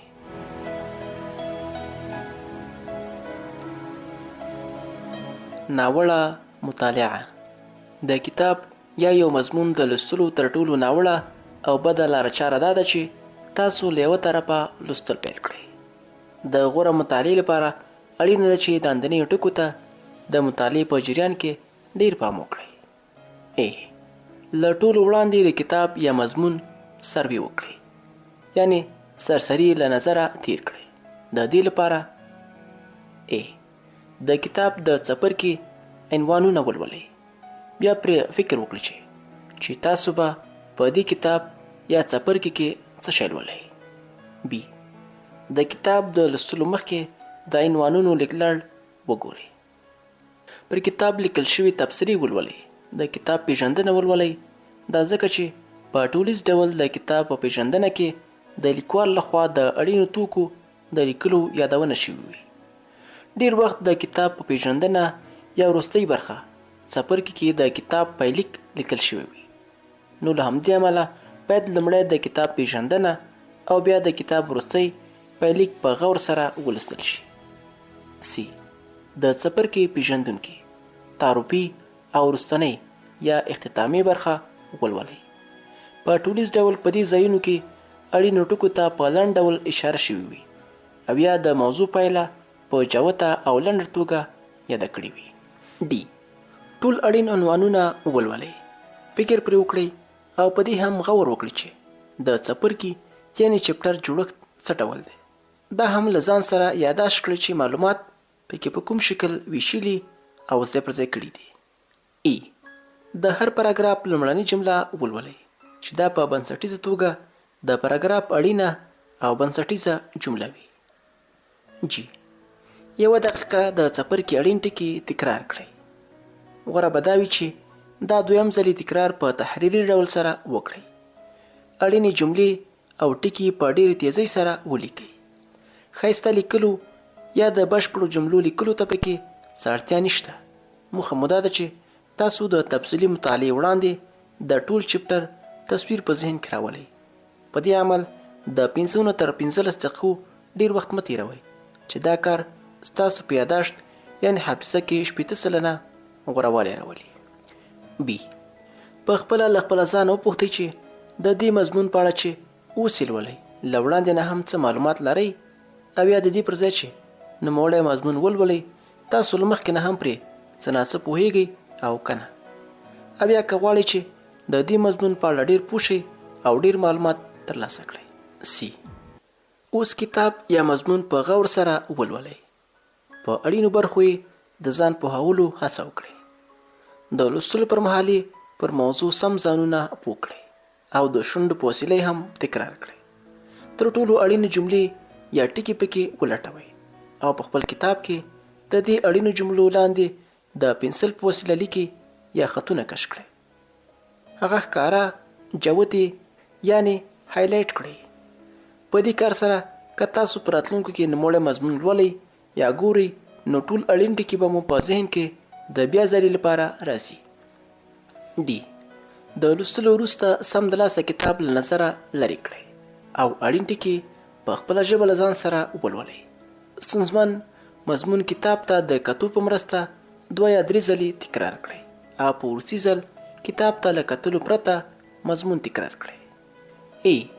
تر کومې چې شونې وه د لوستلو او یا لوللو وروسته مواد د 24 ساعتونو په دننه کې د بیا ځل لپاره تکرار کړئ. که په 24 ساعتونو کې مو دننه د لوست یا تکرار موقع پیدا نه کړه نو په راتلونکي ورځ کې خامخا تکرار کړئ. د 24 ساعتونو په دننه کې تکرار سره مو د لوستلو رفتار تیزیږي. ځینې پوهان په دې عقیده دي چې د 24 ساعتونو په دننه کې باید خامخا زاړه درسونه تکرار شي چې په دې سره د زده کوونکو په یادښت یعنې حافظه کې 90% غوروالی راځي.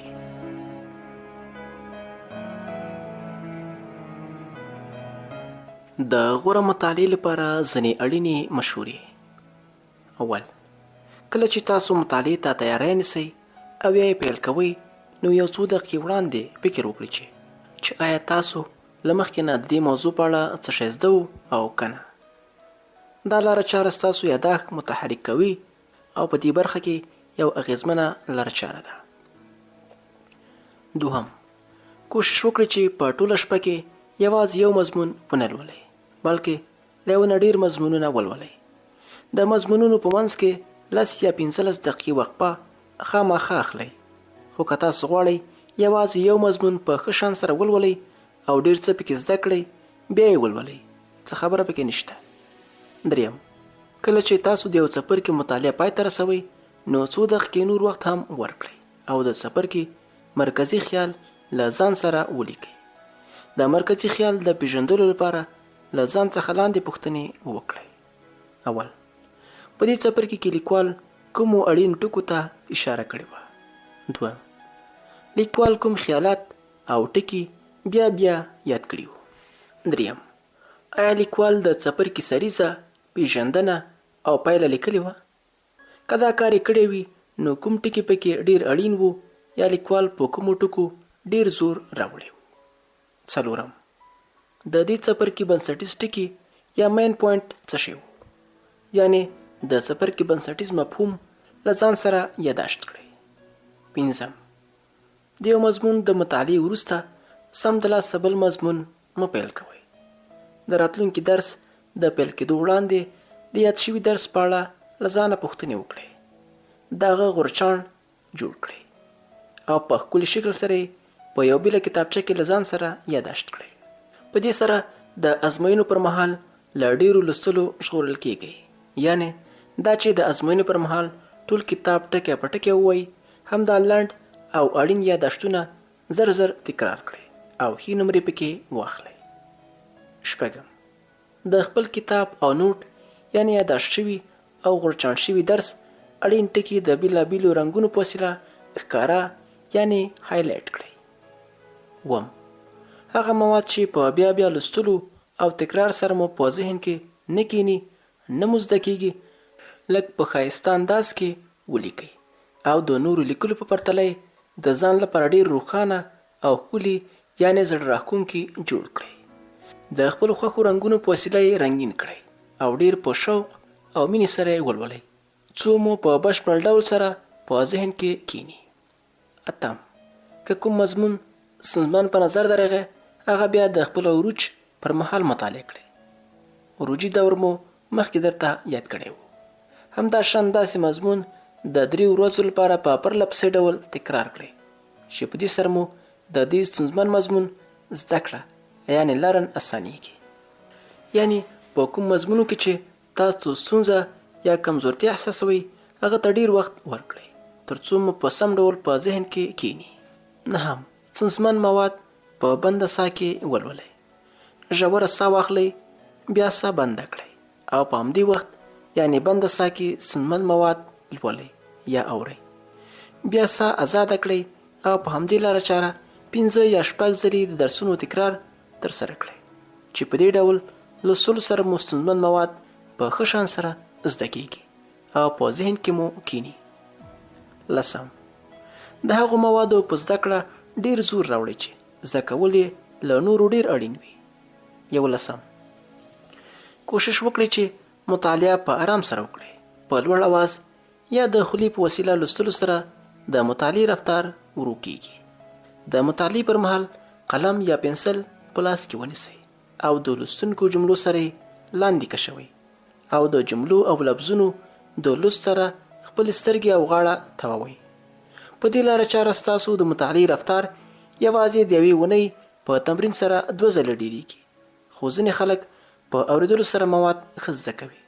دا ډول کسان یعنی زده کوونکي باید په لوړ اواز مطالعه وکړي.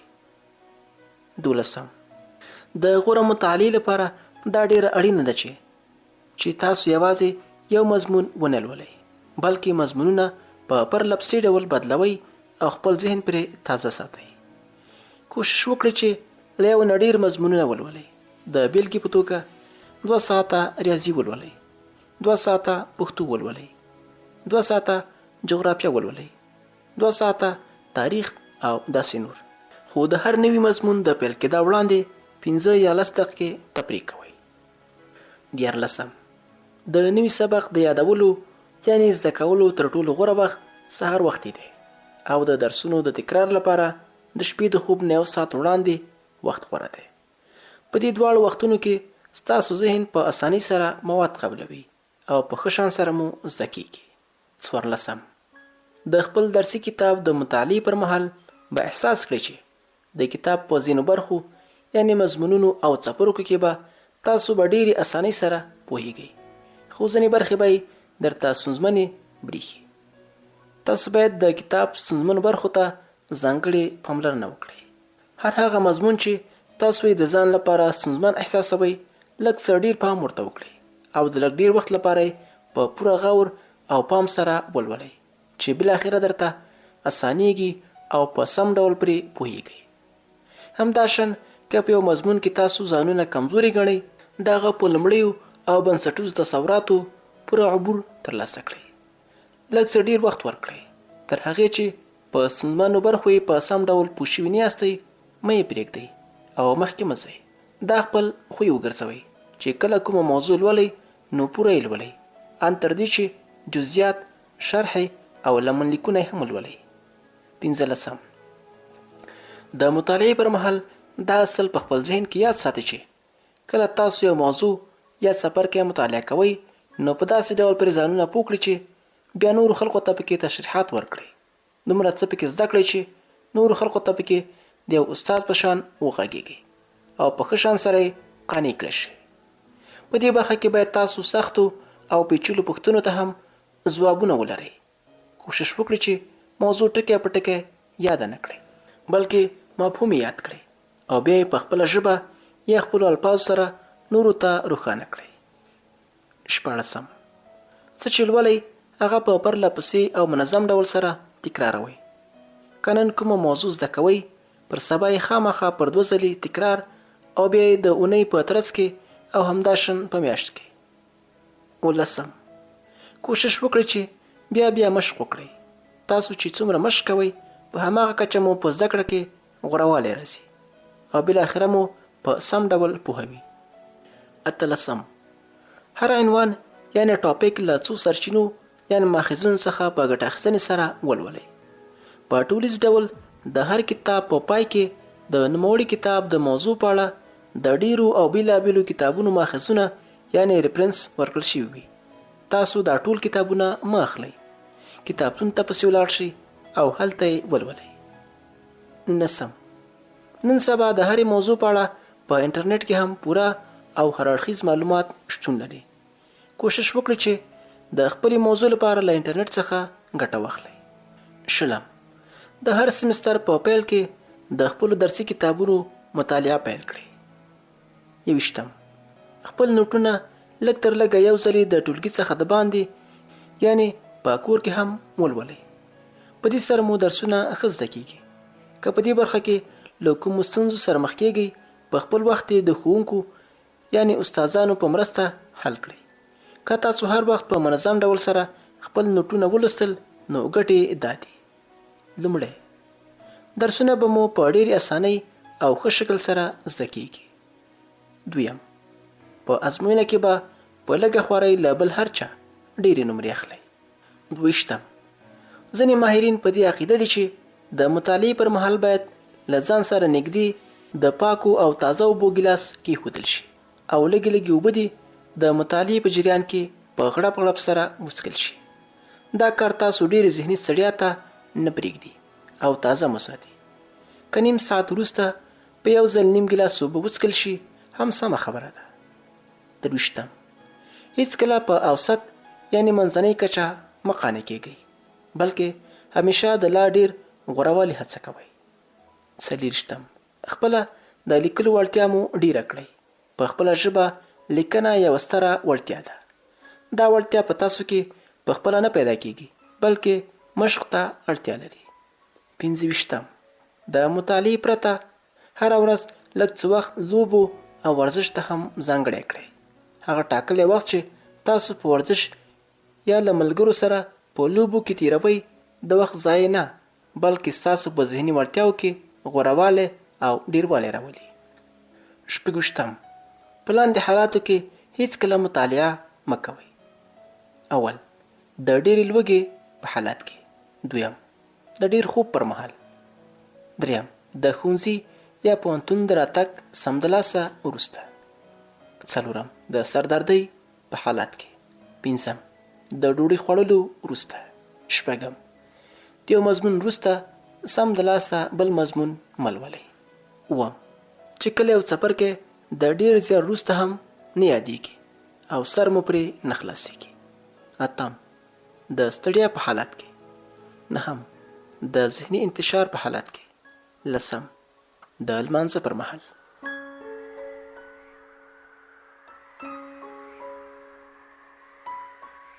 ټولګی. په ټولګي کې د خپل ښوونکي له تدریس او پوهې په پوره ډول ګټه پورته کوئ. هر ښوونکی په خپل تدریسي مضمون پوره واک او عبور لري، ځکه ښوونکي د خپل مضمون په برخه کې له بېلابېلو سرچینو معلومات راټول کړي وي او تاسو ته یې په ډېر لنډ او اسانه شکل تدریسوي. که تاسو په ټولګي کې د خپل ښوونکي له لیکچر نوټ ځینې په پوره ډول ګټه واخیسته، نو دا کار به پرته له دې چې تاسو دغه مضمون کتاب وګورئ په خپله 80 سلنه مرسته درسره کوي او د نورو بېلابېلو کتابونو او سرچینو له کتلو مو ساتي. په دې سره ستاسو د وخت د ضایع کېدو مخنیوی کیږي او هم په نوموړي مضمون کې په اسانۍ سره ډېره پوهه ترلاسه کولی شئ. په دې برخه کې یو لړ ځانګړي اصول هم شته چې تاسو یې باید د زده کړې پر مهال په ځان عملي کړئ. دا اصول په لاندې ډول دي. اول، ټولګي ته په منظم او پرلپسې ډول درومئ. ځانونه هیڅکله مه غیر حاضروئ، ځکه د یوې ورځې په غیر حاضرۍ سره څو ورځې شاته پاتې کیږئ او ډېر مهم درسونه در ځینې پاتې کیږي. 2، د خپل ښوونکي خبرې په ډېر اسانۍ سره اورئ، ځانونه پرې پوهوئ او ذهن ته یې سپارئ. 3، په ټولګي کې په داسې ځای کې کښېنئ چې لیکدړه یعنې تخته، چارټونه او نقشې په اسانۍ سره ووینئ. 4، په دې صورت کې باید ستاسو مخې ته ذهن تیتونکي شیان شتون ونه لري. خپل ټول پام استاد او د استاد لیکچر نوټ ته کوئ. 5، کوشش وکړئ چې د ټولګي په مخکینۍ یعنې اولو چوکیو کې کښېنئ. په دې سره تاسو په ځان کې یو ښه والی احساسوئ او ځان د ټولګي یوه برخه بولئ. 6، څومره چې تاسو ښوونکي ته نږدې کښېنئ په هماغه کچه یې په درس ښه پوهېدلی شئ او د نه پوهېدو په صورت کې ترې په اسانۍ پوښتنه کولی شئ. 7، د دې بله ګټه دا ده چې مخکې له وخت نه به ټولګی نه پرېږدئ، یعنې تر پایه به په ټولګي کې ناست یې. 8، بله دا چې ښوونکي تاسو په سم ډول سره پیژني، ستاسو د حاضرۍ پته ورته لګېږي او ښوونکی په ټولیز ډول د مخکینۍ څوکیو زده کوونکو سره ډېر تماس لري. 9، کوشش وکړئ چې وختي ټولګي ته ولاړ شئ، ځکه په ناوخته تګ سره له یوې خوا د ښوونکي پام په بله اوړي، نورو زده کوونکو ته مزاحمت کیږي او له بلې خوا تاسو په سم ځای کې نشئ کېناستلی او نه مو په پوره ډول د ښوونکي په موضوع سر خلاصېدی شي. 10، کله چې تاسو ټولګي ته د درس لپاره راځئ باید په پوره ډول په ذهني او بدني لحاظ تیار وئ. که تاسو په ذهني ډول آماده وئ، په سم ډول د استاد په لیکچر نوټ پوهېدلی شئ، هر مهم ټکی په ذهن کې کېنولی شئ او له درس ځینې په پوره ډول خوند اخیستلی شئ. 11، د لیکچر د پیل نه وړاندې څو اوږدې ساګانې واخلئ، ځان په پوره ډول آرام کړئ، سترګې مو پټې کړئ او فکر وکړئ چې تاسو به د نن ورځې په لیکچر نوټ په ښه ډول پوهیږئ او په ډېرې اسانۍ سره به نوټونه تیاروئ چې دا مو د لیکچر په زده کولو او د نوټ په تیارولو کې په پوره ډول مرسته کوي. 12، د راتلونکي ورځې مضامین په خپل کور کې لولئ. که سرسري مو ولوستل هم ښه خبره ده، اړین ټکي په نښه کړئ چې په دې سره مو راتلونکي لیکچر نوټ په ښه شان سره زده کیږي او د نوټ تیارول هم درته اسانیږي. خو که په کوم ځای کې نه پوهېدئ هغه هم په نښه کړئ او ښوونکي ته د درس پر مهال ښه ځیر شئ او ترې زده کړئ. که بیا مو سر پرې خلاص نه شو نو له ښوونکي پوښتنه وکړئ چې هغه یې درته په سم ډول روښانه کړي. 14، که تاسو د سبق وړاندې نوټونه تیار کړي وي نو ټولګي ته له تګ وړاندې هغه ولولئ چې دا در سره په ښه زده کړه کې مرسته کوي. 14 په لیکچر نوټ د ښه پوهېدو لپاره اړینه ده چې تاسو په ښه شان د استاد له خولې واورئ. د ښه اورېدو لپاره ستاسو شعوري زیار او کوشش ته اړتیا ده. یوازې مو په ټولګي کې شتون څه ګټه نه لري، بلکې په شعوري ډول په بدني او اروايي لحاظ سم کېناستل او په ښه شان سره له استاد اورېدل ستاسو لپاره ګټور تمامېدی شي. 15 د دې لپاره اړینه ده چې تاسو د ټولګي په مخکینیو قطارونو کې کښېنئ او لیکچر نوټ د پیل نه وړاندې د 1 دقیقې لپاره خپل سترګې بندې کړئ او فکر وکړئ چې تاسو په پوره پام سره د لیکچر نوټ اورېدلو ته تیار یې، چې په دې سره مو په ښه شان سره لیکچر نوټ یادېږي. 14 د لیکچر نوټ په دوران کې د ښوونکي د مخ په طرف ګورئ. که څه هم چې دا کار همیشه شونی نه دی، ځکه تاسو خپل نوټ هم تیاروئ، خو بیا هم کوشش کوئ چې د لیکلو پر مهال د خپل ښوونکي مخ ته وګورئ. ښوونکي غږ، کړه وړه او کرکټر ټول په پام کې ونیسئ. په دې سره تاسو ته د دې معلومات کیږي چې په لیکچر نوټ کې اړین ټکي کوم دي. 15 د سیمستر په دوران کې کله کله له ښوونکي سره یو ځای کیږئ. د خپل ښوونکي سره یو ځای کېدل، خبرې ورسره کول ډیر ښه کار دی. که څه هم چې تاسو به د شرم احساس کوئ، خو بیا هم د خپل ښوونکي خونې ته ورځئ، هغه ته خپل نوم وروښیئ، لنډه پیژندنه ورسره وکړئ، د درس په اړه ورسره د خیالاتو تبادله وکړئ، ښې پوښتنې ترې کوئ چې په دې سره مو ښوونکی په مثبت ډول اغېزمنېږي او له دې سره په خوا کې مو له ښوونکي سره اړیکې ښې کېږي. په ټولګي کې به ورته منظم کښېنئ، درس ته به یې غوږ نیسئ، خو ډېرې او بې ځایه پوښتنې ترې هېڅکله مه کوئ.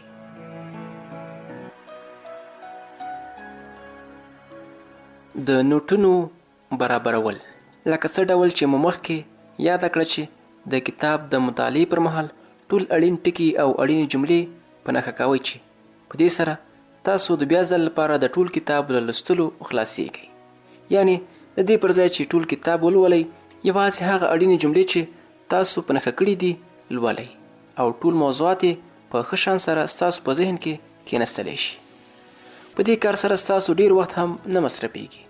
د دې لپاره تر ټولو غوره دا ده چې تاسو د کتاب ټول اړین ټکي په خپله کتابچه کې نوٹ کړئ، یعنی د ځان لپاره د هر مضمون جلا جلا نوٹ تیار کړئ، چې د نوٹ تیارول د نور په پرتله ډیر اسانه او ګټور تمامېږي. د نوٹ اخیستلو یا تیارولو پر مهال د جملو بشپړ لیکلو یا په ښه خط لیکلو ته څه اړتیا نشته. کوشش وکړئ چې تر ډیره ځایه لنډ توري وکاروئ. نن سبا ځینې خلکو په موبایل د مسیج کولو لپاره ډیره لنډه ژبه ایجاد کړې ده. د نوټ تیارولو لپاره هم همدا ژبه وکاروئ. د بیلګې په توګه د یو پر ځای یوازې د یو ټکی وکاروئ، د یو ار پر ځای یوازې د یو او ار ټکی وکاروئ. همدا شان دې ته ورته نورې جملې او لغاتونه هم د ځان لپاره لنډ لنډ ولیکئ او د کتاب هوبهو لیکلو ته هیڅ اړتیا نشته. د اړینو الفاظو لپاره لنډ الفاظ وکاروئ. غوره دا ده چې د هر یو لغات لومړی ټکی په غټ حروفو سره ولیکئ او هغه هم په ګرده کړۍ یعنی دایره کې بند کړئ. لومړی مهم نوم یا ویی ولیکئ او بیا له هغه څخه کړۍ راتاو کړئ. د بیلګې په توګه د پریډ چې یو نامتو ارواپوه دی او د شخصیت ارواپوهنې په اړه ډېرې مهمې تیورۍ وړاندې کړي دي. د ټول نوم پر ځای یوازې د اف توری ولیکئ. د ذهني ګډوډۍ نه د ژغورلو په موخه ځینې وخت 2 یا 3 حروف هم په لنډ ډول لیکلی شي. مثلا ګراس نیشنل انکم د بیا ځل لپاره یوازې په جی ان آی سره ولیکئ. په دې سره مو ډیر وخت نه ضایع کیږي او هم مو پکې ډیر زیار ایستلو ته اړتیا نه پاتې کیږي. همدا شان غټ الفاظ هم په لنډ شکل سره لیکلی شي. د بیلګې په توګه سایکالوجي یوازې په پی اس واي سره لیکل ستاسو ډیر وخت نه ضایع کوي.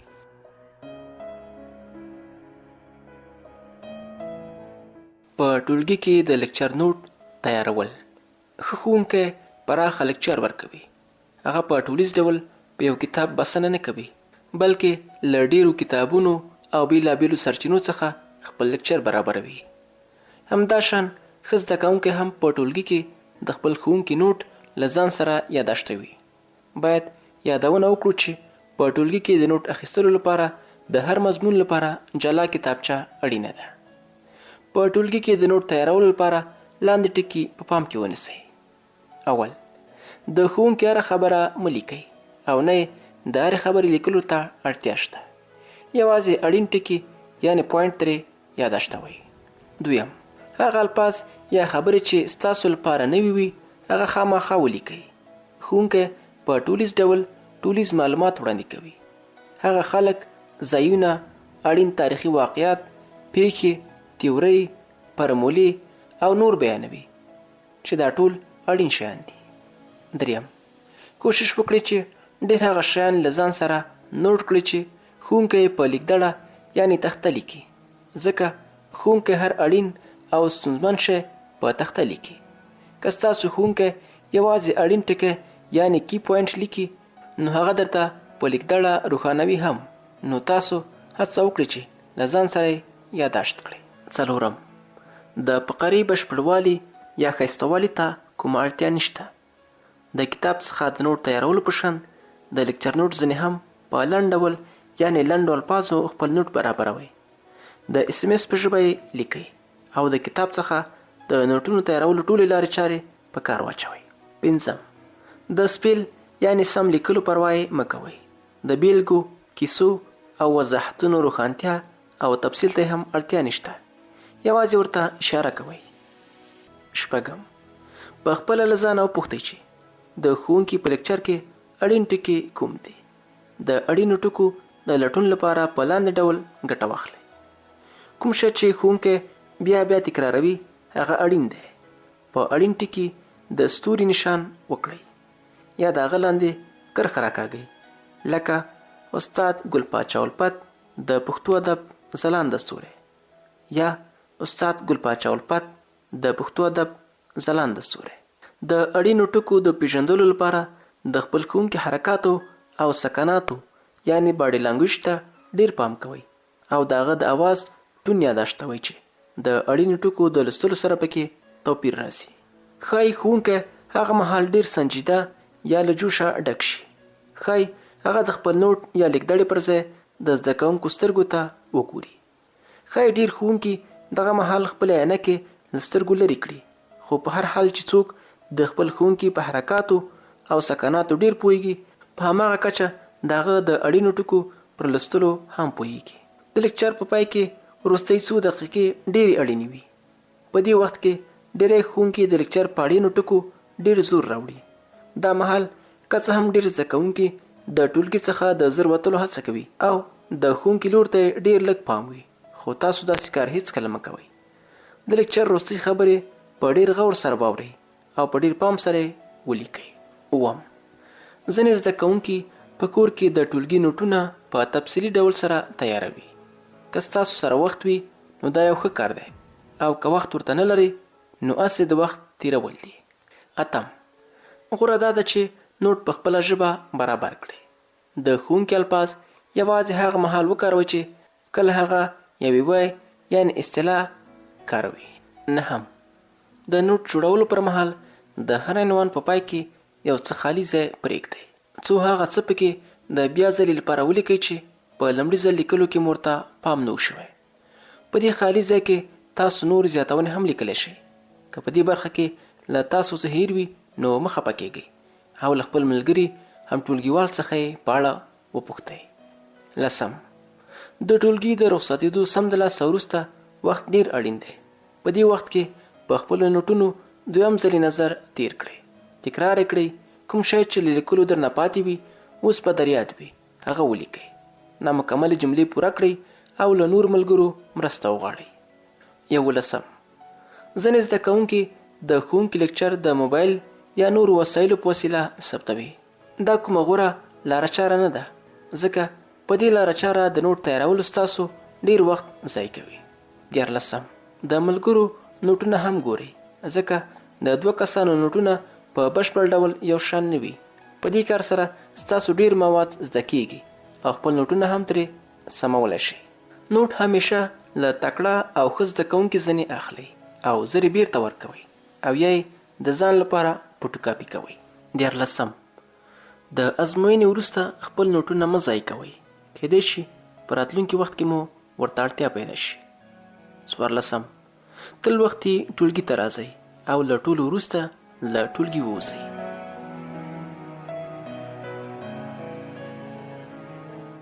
غوره حافظه یا د بیسټ میموري. له حافظې څخه زموږ هدف ذهني وړتیا ده چې پر مټې ورځنۍ تجربې، مشاهدې او د زده کړې مواد نه یوازې دا چې په خپل ذهن کې ساتو، بلکې د اړتیا پر مهال ترې په سم شکل راوباسو. زده کړه زموږ د ژوند اړینه او بنسټیزه برخه ده او د زده کړې یو مخ بیا حافظه ده چې هغه دنده یا هنر چې موږ زده کوو او بیرته یې په خپل ژوند کې تکرارو یا کار ترې اخلو، همدغه د تکرار او کار اخیستلو دنده زموږ د حافظې په غاړه ده. د زده کړې او حافظې د خپلمنځي اړیکې په بنسټ ویلی شو چې د زده کړې اندازه کول د حافظې اندازه کول دي. دا د هر زده کوونکي فطري غوښتنه ده چې هغه د خپل درسونه زر او په ښه شان سره زده کړي او په خپل ذهن کې دې دا زده شوي مواد تر ډیره وخته پاتې شي. خو ځینې زده کوونکي بیا په دې برخه کې له ځینو ستونزو سره مخ وي، یعنې یو څه چې زده کوي په سختۍ زده کوي او یا یې تر ډیره وخته په ذهن کې نه پاتې کیږي. د غوره زده کړې او غوره حافظې لپاره موږ یو لړ اصول روښانه کړي دي چې تاسو سره په دې برخه کې تر خپل حده مرسته کوي. په لاندې ډول ترې یادونه کوو. اول، د مطالعې پر مهال باید ډیر آرام او له سکونه ډک وي. له سکونه ډک یا آرام ذهن په ښه زده کولو او ښه یادولو کې ډیر مثبت اغیز لري او په دې سره مو ستونزمن درسونه هم په ډیر اسانۍ سره زده کیږي. د سکون لپاره خپل بدن آرام پرېږدئ. اوږدې ساګانې واخلئ، 15 دقیقې تفریح وکړئ، چکر ووهئ. له ښوونځي یا پوهنځي څخه په راتګ سمدلاسه وروسته مطالعه مه پیل کوئ. له ډوډۍ خوړلو وروسته یو څه وخت آرام وکړئ څو مو ذهن تازه شي او په ښه شان سره مطالعې ته جوړ شي. دوهم، د حافظې او پاملرنې ترمنځ ډیره قوي او ژوره اړیکه شتون لري. که ووایو چې حافظه او پام یو له بل سره لازم او ملزوم دي، بده خبره به مو نه وي کړې. د مطالعې پر مهال خپل ټول پام یوازې لوستونکو موادو ته کوئ او ډیر زیار وباسئ چې خپل ذهن له انتشار ځنې وساتئ. دریم، خپل روجي وخت چې تاسو په ذهني او بدني ډول تازهوالی او ښهوالی پکې احساسوئ او هر څه پکې په ډیرې اسانۍ او مینې سره زده کوئ، یوازې د مطالعې لپاره وکاروئ. په دې دوران کې نور کارونه مه کوئ. د عروجي وخت د پیژندلو لاره چاره مو مخکې روښانه کړې ده. څلورم، د حافظې د غوروالي او پیاوړتیا لپاره بشپړ او آرام خوب ته هم ډیره اړتیا ده. د شپې د آرام او پرسکونه خوب ترڅنګ که د ورځې لخوا هم د 10 یا 15 دقیقو پورې خوب وکړئ، نو ذهن به مو د دویم ځل لپاره تازه او زده کړې ته به آماده شي. پنځم، بې ځایه فکرونه او چورتونه پرېږدئ. که د مطالعې پر مهال فکرونو او اندېښنو راایسار کړئ، نو سمدلاسه مطالعه پرېږدئ. د مطالعې په جریان کې یوازې لوستونکو موادو ته فکر کوئ. که مو پام په بله واوښته، نو نیغ څملئ، اوږدې ساګانې واخلئ او له ارامېدو وروسته بیا مطالعه پیل کړئ. شپږم، د حافظې او زړه راښکون ترمنځ هم ډیره ژوره خپلمنځي اړیکه شتون لري. زړه راښکون پرته یو شي د فکر راټولولو یعنی فکري تمرکز ډیره ستونزمنه خبره ده. د دې لپاره اړینه ده چې د مطالعې پر مهال د لوستونکو موادو سره باید ډیره لیوالتیا وښودل شي. که د مطالعې پر جریان کې مو له لوستونکو موادو سره زړه راښکون نه درلود یا مور سره لیوالتیا لګېدله، نو مطالعه پرېږدئ، آرام وکړئ. اوږدې او ژورې ساګانې واخلئ، 15 دقیقې تفریح وکړئ، چکر ووهئ یا آرام څملئ. سترګې مو بندې کړئ او د لوستونکي مضمون په اړه فکر وکړئ چې ستاسو په دماغ کې به سمدلاسه یو تصویر جوړ شي. دا تصویر د خپل ځان لپاره ډیر جذاب او زړه راښکونکی کړئ. رنګین کړئ، روښانه، صاف، نږدې او ځان ته یې راستر کړئ. ډیره لیوالتیا ورسره وښایئ. کله چې مو ښه زړه راښکونکی کړه، نو د لوستلو سره به مو هم زړه راښکون پیدا شي. اووم، د غوره یادولو یو اغیزمنه او ګټوره لاره چاره دا ده چې یادونکو موادو ته یو تر بله خپلمنځي تړون ورکړئ. د بیلګې په توګه تاسو غواړئ د ویک او ویک ترمنځ توپیر یاد کړئ چې د یو معنا کمزوری او د بل معنا اونۍ ده. تاسو د دوی ترمنځ توپیر په دې ډول یاد کړئ چې خامخا د دوه کسانو په خپلمنځي مقابله کې یو زورور او بل کمزوری کیږي. نو څه ډول چې د ویک په کلمه کې دوه ایګانې راغلي دي نه کمزوری کیږي او په کوم کې چې یو ای د هغه کمزوری دی.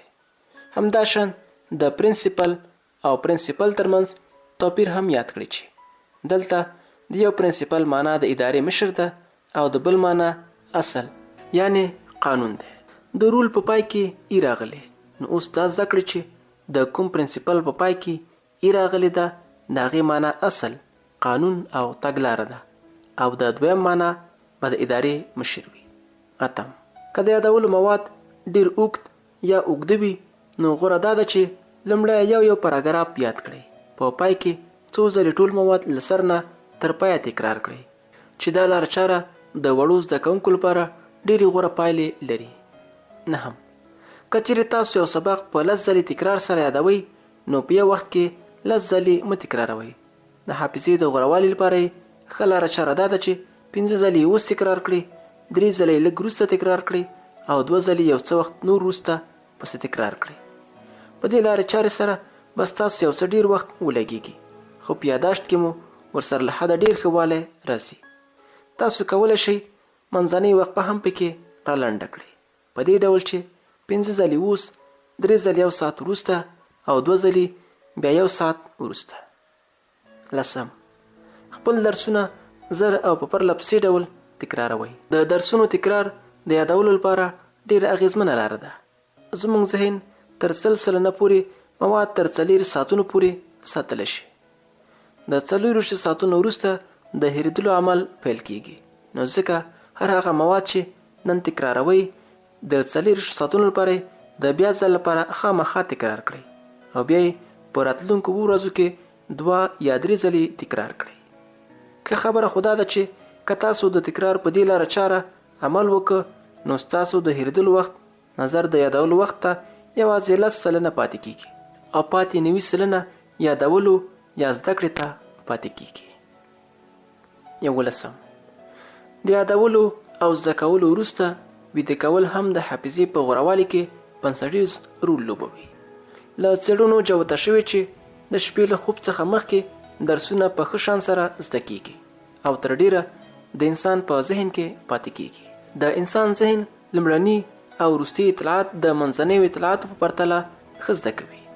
د زده کولو او یادولو لپاره له ویده کېدو یو ګړی مخکې او له پاڅېدو وروسته یو ګړی ډیره غوره وختونه دي. په ورځ کې خامخا له پورته 2 ګړیو څخه د درسي موادو د زده کړې او یادولو لپاره ګټه پورته کوئ. په دې وختونو کې نوي او تازه شیان زده کوئ او تکرار په ټولیز ډول د شپې د ویده کېدو وړاندې غوره دی.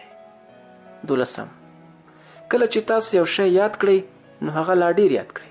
د بیلګې په توګه تاسو ځینې مواد په 15 دقیقو کې یاد کړل، 15 دقیقې نور هم ولولئ څو مو لا ډیر په ښه ډول یاد شي. په دې لاره چاره ستاسو حافظه قوي کیږي، یعنی د یادولو وروسته لږ نور وخت هم یاد شو موادو ته ورکړئ. که تاسو یو شی په 10 ځلې لوستلو سره یادوئ نو د دې لپاره چې ښه مو زده شي او په سم ډول مو ذهن کې کینی 3 ځلې نور هم ولولئ چې دا کار مو حافظه قوي کوي. 14، همیشه د یو شي مفهوم زده کوئ. د طوطي په څېر په میخانیکي ډول مه زده کوئ. زموږ ستره بدمرغي دا ده چې قرآن مجید مو هم یوازې په همدې ډول زده کړی او په سم ډول پر مفهوم نه پوهیږو. له تجربو ثابته شوې ده چې د بې معنا موادو په پرتله معنا لرونکي مواد زر زده کیږي. نو کوشش وکړئ چې د معنا لرونکو موادو په زده کړه خپل وخت تیر کړئ او د هر شي پر مفهوم او بشپړې معنا ځانونه وپوهوئ. 14، د موادو د یادولو یعنی زده کولو 2 لارې چارې شتون لري. لومړی، کلي لاره چاره. په دې لاره چاره کې مواد له پیله تر پایه پورې یادېږي. 2، جزوي لاره چاره. په دې لاره چاره کې یوازې یو پاراګراف یا ځینې پاراګرافونه یادېږي. دواړه لارې چارې له ګټې او زیانه خالي نه دي، خو غوره دا ده چې لومړی مواد په کلي لارې چاره ولولئ او بیا یې ستونزمنې برخې په جزوي لارې چارې سره یادې کړئ او په پای کې ټول مواد په کلي لارې چاره یاد کړئ. 15 ډېر خلک شیانو یا درسي موادو ته په کتو سره ښه زده کړه کوي چې موږ ورته عملي زده کړه هم وایو او په بل اصطلاح کې ورته ایمانډډ هم ویل کیږي. خو ځینې خلک بیا په اورېدلو سره ښه زده کړه کوي چې ورته ایرمانډډ وایي. د یوې څېړنې مطابق د 80 نه تر 80 سلنه پورې خلک ایمانډډ دي. تاسو له ځان سره فکر وکړئ چې د کومې لارې چارې پیروان یاستئ. تاسو چې د زده کړې لپاره کومه لاره چاره غوره کړې وي هغه ډیره په کار واچوئ. ځینې خلک په خاموشۍ سره کتاب وایي او په دې لاره چاره سمه زده کړه کوي. ځینې بیا د لیکچر د اورېدو پر مهال ښه زده کړه کوي او سترګې او غوږونه دواړه د زده کړې لپاره کاروي. اوس تاسو له ځانه ازموینه واخلئ. د ځان د ښې پېژندنې لپاره غوره دا ده چې د کتاب د نیمې صفحې برابر 2 پاراګرافه د زده کړې لپاره وټاکئ او له ځان سره د یادداشت کړئ چې دا 2 پاراګرافونه تاسو په څومره وخت کې زده کوئ او بیا د پاراګرافونو د یادولو یعنی زده کولو وخت د ځان لپاره په یو کاغذ ولیکئ. له دې وروسته یو ملګري ته ووایاست چې هغه درته یو پاراګراف ولولي او تاسو یې ترې واورئ. خو دا اړینه ده چې څه ډول مو لومړی پاراګراف په کتاب کې په خاموشۍ سره لوستی و. همدومره وخت ملګري ته هم ورکړئ چې تاسو ته پاراګراف تکرار کړئ. کله چې تاسو ته خپل ملګري پاراګراف لوستل پای ته ورسول، اوس ترې زده شوي مواد په یو بل کاغذ کې له ځان سره یادداشت کړئ. اوس یې سره پرتله کړئ او فکر وکړئ چې کوم پاراګراف مو زر او ښه زده کړی دی. په خاموشه لوستلو سره مو زده کړه کړې او که په اورېدلو سره. دا تجربه لږ تر لږه 3 ځلې تکرار کړئ، خو په هر نوي ځل کې مواد یو څه اندازه اوږده کړئ. یعنی په لومړي ځل مو چې نیمه صفحه یادوله، اوس پوره صفحه ولولئ. نو ډېر زر به د ځان لپاره د ایمانډډ او ایرمانډډ لارې چارې معلومې کړئ. 14 له څېړنې په ډاګه شوې ده چې مواد ذهن ته په هغه چاپېریال کې دویم ځلې راځي په کوم چاپېریال کې چې یاد شوي وي. د بېلګې په توګه که تاسو په ډېره بیړه د فریج یعنې یخچال خواته د څه شي د راخیستلو په موخه روان وئ، خو چې سم د یخچال دروازه خلاصوئ شاید درنه هېرېږي. نو اوس بیرته د یخچال دروازه بنده کړئ او هغه ځای ته لاړ شئ چې شی مو ذهن کې نیولی و. نو خامخا به هغه شی در یادېږي. همداشان که تاسو ته د ازموینې پر مهال کوم ځانګړی ځواب په یاد نه و، نو مه خفه کېږئ او نه پکې د ویرې او خفګان خبر شته. یوازې اوږدې ساګانې واخلئ، ځانونه په ښه شان سره آرام کړئ او سترګې مو بندې کړئ. هغه ځای تصور کړئ چې هلته تاسو مواد یاد کړي وو. له دې وروسته په خپل تصور کې د اړونده کتاب مخونه واړوئ. په همدې تصور کې د لوستلو زیار وباسئ. هغه ځای هم په خپل تصور کې ولولئ چې اوس مو له یاده وتی وي. په همدې لاره چاره به هېر شوي مواد ذهن ته درشي. په دې ټول کار یوازې 10 ثانیې وخت ولسم. تاسو چې څه لوستي دي هغه په خپل تصور کې د یو تصویر په شان راولئ او وی ګورئ چې زموږ د سترګو د یادداشت توان د غوږونو د یادداشت د توان په پرتله 20 ځلې ډیر دی. زیار وباسئ چې څه لولئ هغه په ذهن کې په ذهني توګه تصور کړئ. کوم زده کوونکي چې د خپل زده کړې په بهیر کې له دې لارې چارې څخه ګټه اخلي د زده کړې سره زړه راښکون هم ډیر وي او ورځ تر بلې پسې ډیریږي. او داسې زده کوونکي د نورو په پرتله په ډېرې اسانۍ او تیزۍ سره مواد یادولی شي.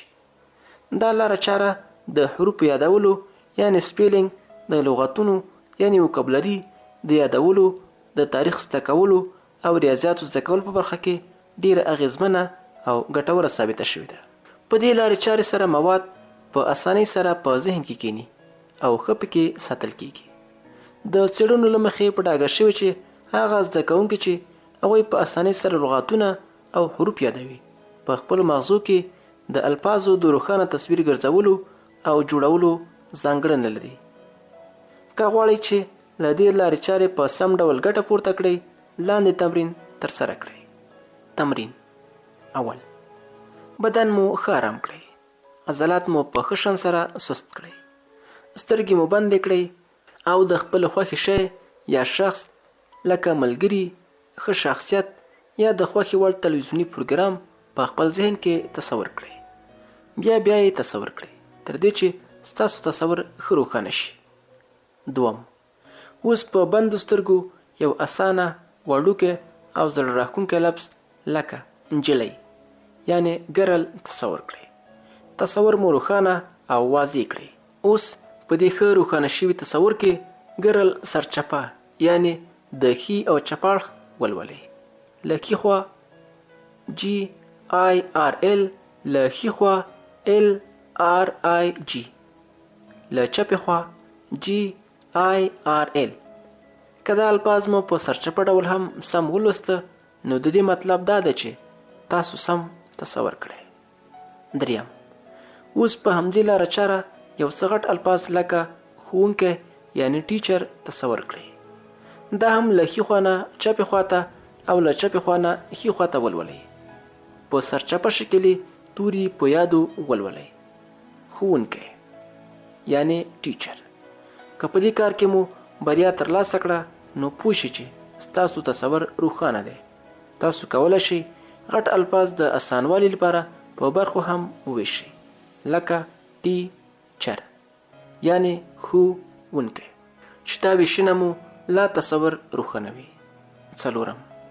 اوس د ډیرو او ستونزمنو الفاظو تصور ترسره کړئ او د تصور په مرسته د یادولو کوشش وکړئ. یو لفظ لږ تر لږه 5 یا 6 ځلې مشق کړئ. د بیلګې په توګه پلموناري ډیزیزز یا د سږو ناروغۍ. پورتني الفاظ لږ تر لږه 5 یا 6 ځلې په سرچپه شکل سره مشق کړئ تر دې چې یاد مو شي. 5. کله چې تاسو تصور کوئ او لفظونه سرچپه لولئ نو د هغه تصور شوي لفظ اړوند اواز هم وباسئ. دا کار بیا ترسره کړئ تر دې چې د لفظ او اواز ترمنځ ښه پیوستون پیدا شي. 6. که تاسو په سمه توګه یاد شوی تمرین عملي کړه نو کولی شئ چې د ټولو اړینو توکو د یادولو په لاره کې ترې ګټه پورته کړئ. د دې تمرین په وسیله ریاضیات، فارمولې، د موبایل نمبرونه، لغاتونه، تاریخ، جغرافیه او نور هم په اسانۍ سره یادولی شئ. یعنی دا ټول د خپل تصور په مرسته په ښه شان سره زده کولی شئ.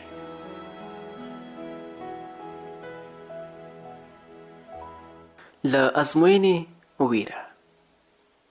ویره یو منفي جذبه ده چې د هر چا په دننه کې په لږه او ډیر شکل سره شتون لري. خو موږ دلته یوازې له ازموینې ویره تر بحث لاندې نیسو. ډېری زده کوونکي سره له دې چې ښه استعدادونه او وړتیاوې ولري په خپل درسونو کې به شپه ورځ خواري کوي، خو ازموینې ته به سره له ډېرې تیارۍ زړه نازړه وي او ویره به ترې احساسوي. دوی به د همدې ویرې له امله په خپلو ازموینو کې ښه فعالیت نشي ښودلی او بالاخره پکې ناکامیږي. ما هڅه کړې چې له ازموینو څخه د ویرې د له منځه وړلو او د نوموړې ستونزې د سمې درملنې لپاره یو څو تمرینونه د نړیوالو ارواپوهانو او پیداګوژۍ له نظره آماده کړم چې ما تر ډېره حده ازمویلي او ډېرې اغېزمنې او ګټورې پایلې درلودلې دي. که تاسو لاندیني تمرینونه په سم او منظم ډول سره ترسره کړئ زه ډاډه یم چې د تل لپاره به له دې ستونزې خلاص شئ.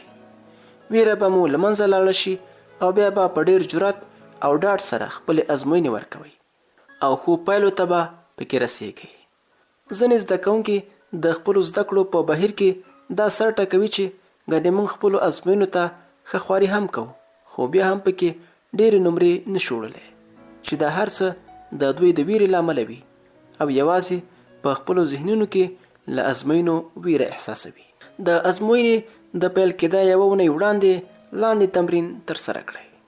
اول، په یو ارام ځای کې کښېنئ، سترګې مو بندې کړئ، لس اوږدې ساګانې واخلئ او فکر وکړئ چې زه به په پوره ډاډ او اسانۍ سره خپله ازموینه ورکوم.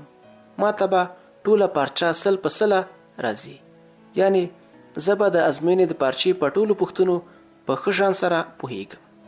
ټوله پارچه به په پوره ډاډ او جرأت سره حل کړی شم. دا تمرین د ازموینې ورکولو تر سرلیک لاندې هم په بشپړ ډول سره لیدل شوی دی. همالته یې ولولئ. 2. پورتنی تمرین د ازموینې د پیل وړاندې هم ترسره کولی شي چې ګټورې پایلې لري. 3. د ازموینې ځای ته له ځان سره ژاولې یوسئ. د پارچې د پیل څخه یوه ګړۍ د مخه ژاولې وژوئ. له څېړنو په ډاګه شوې ده چې د پارچې په لومړۍ ګړۍ کې فشار ډیروي چې په تدریجي ډول سره لګیږي، خو د ژاولو د ژولو سره د موړی فشار په ډیره کچه را لګیږي او له ازموینې ویره له منځه وړي چې په پایله کې په ښه ډول سره خپله پارچه حل کولی شي. 4. د پارچې د پیل 15 دقیقې وړاندې خپل لاسونه ومینځئ یا اودس وکړئ چې په دې سره مو هم ویره کمیږي. 5. له ازموینې څخه د ویرې د له منځه وړلو لپاره لاندینی تمرین هم ګټورې پایلې لري. A. سترګې مو بندې کړئ، بدن مو سست او آزاد پرېږدئ، لس اوږدې اوږدې ساګانې واخلئ. B. د ازموینې په اړه فکر وکړئ. ستاسو په دماغ کې به د ازموینې د ورکړې په اړه یو تصویر جوړ شي چې تاسو به ډیر وویروي. C. په تصور کې همدا تصویر ګورئ. دا تصویر ځان ته را اوږد کړئ. څومره چې تاسو تصویر اوږدوئ په هماغه اندازه تصویر تتیږي، خړیږي او روښانتیا یې له منځه ځي چې ستاسو ویره هم ورسره لګیږي. اوس که تاسو د تصویر اوږدوالی ګورئ نو ډیر به خړ یعنی تت درته ولیدلی شي او ویره به مو هم رالګه شي. D.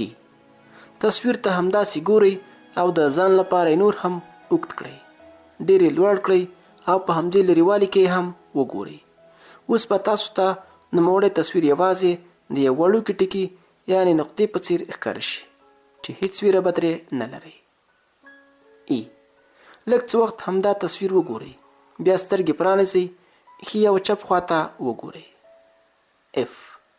اوس بیا سترګې بندې کړئ او د ازموینې په اړه فکر وکړئ، خو په دې ځل به د پخوا په شان ویره نه احساسوئ. G. د ویرې د پوره له منځه وړلو لپاره یاد شوی تمرین څو ځلې ترسره کړئ. 6. له ازموینې څخه ویرې د له منځه وړلو لپاره لاندینی تمرین هم اغېزمنې پایلې لري. A. په یو ارام ځای کې کښینئ یا څملئ، خو دا ځای باید په پوره ډول ارام وي چې څوک درته مزاحمت ونه کړي. سترګې مو بندې کړئ، لس اوږدې ساګانې واخلئ او بدن په بشپړ ډول سره آرام پرېږدئ. B. اوس په بندو سترګو د خپل تیر وخت یو خوندوره او خوشحالونکې پیښه یا خاطره دریاده کړئ. ستاسو په دماغ کې به د دې ټولې خوندورې خاطرې تصویر جوړ شي او تاسو به په یو ډول خوښي او سکون احساس کړئ. اوس د خپل ښي لاس غټه ګوته وړې ګوتې سره یو ځای کړئ. تصور کوئ او دواړه ګوتې له یو بلې سره مخئ. لږ تر لږه 15 دقیقې تصور ته دوام ورکړئ. دا تمرین د ازموینې د پیل کېدا یوه اونۍ وړاندې پیل کړئ او هره ورځ د سهار، غرمې او ماښام په وختونو کې ترسره کوئ. C. اوس په خپل تصور کې له خپل ځایه پاڅئ او تلویزیون ته لږ څه نږدې لاړ شئ. فلم ته وردننه شئ، هغه رنګین کړئ. اوس تاسو په فلم کې دننه د یو لوبغاړي رول ادا کوئ او فلم مو ډېر رنګین دی. D. اوس په ذهن کې بیا فلم له سره چالان کړئ. وبګورئ چې تاسو پکې مرکزي رول ادا کړئ او ښه برخه مو پکې اخیستې ده. E. دا تمرین بیا بیا تکرار کړئ.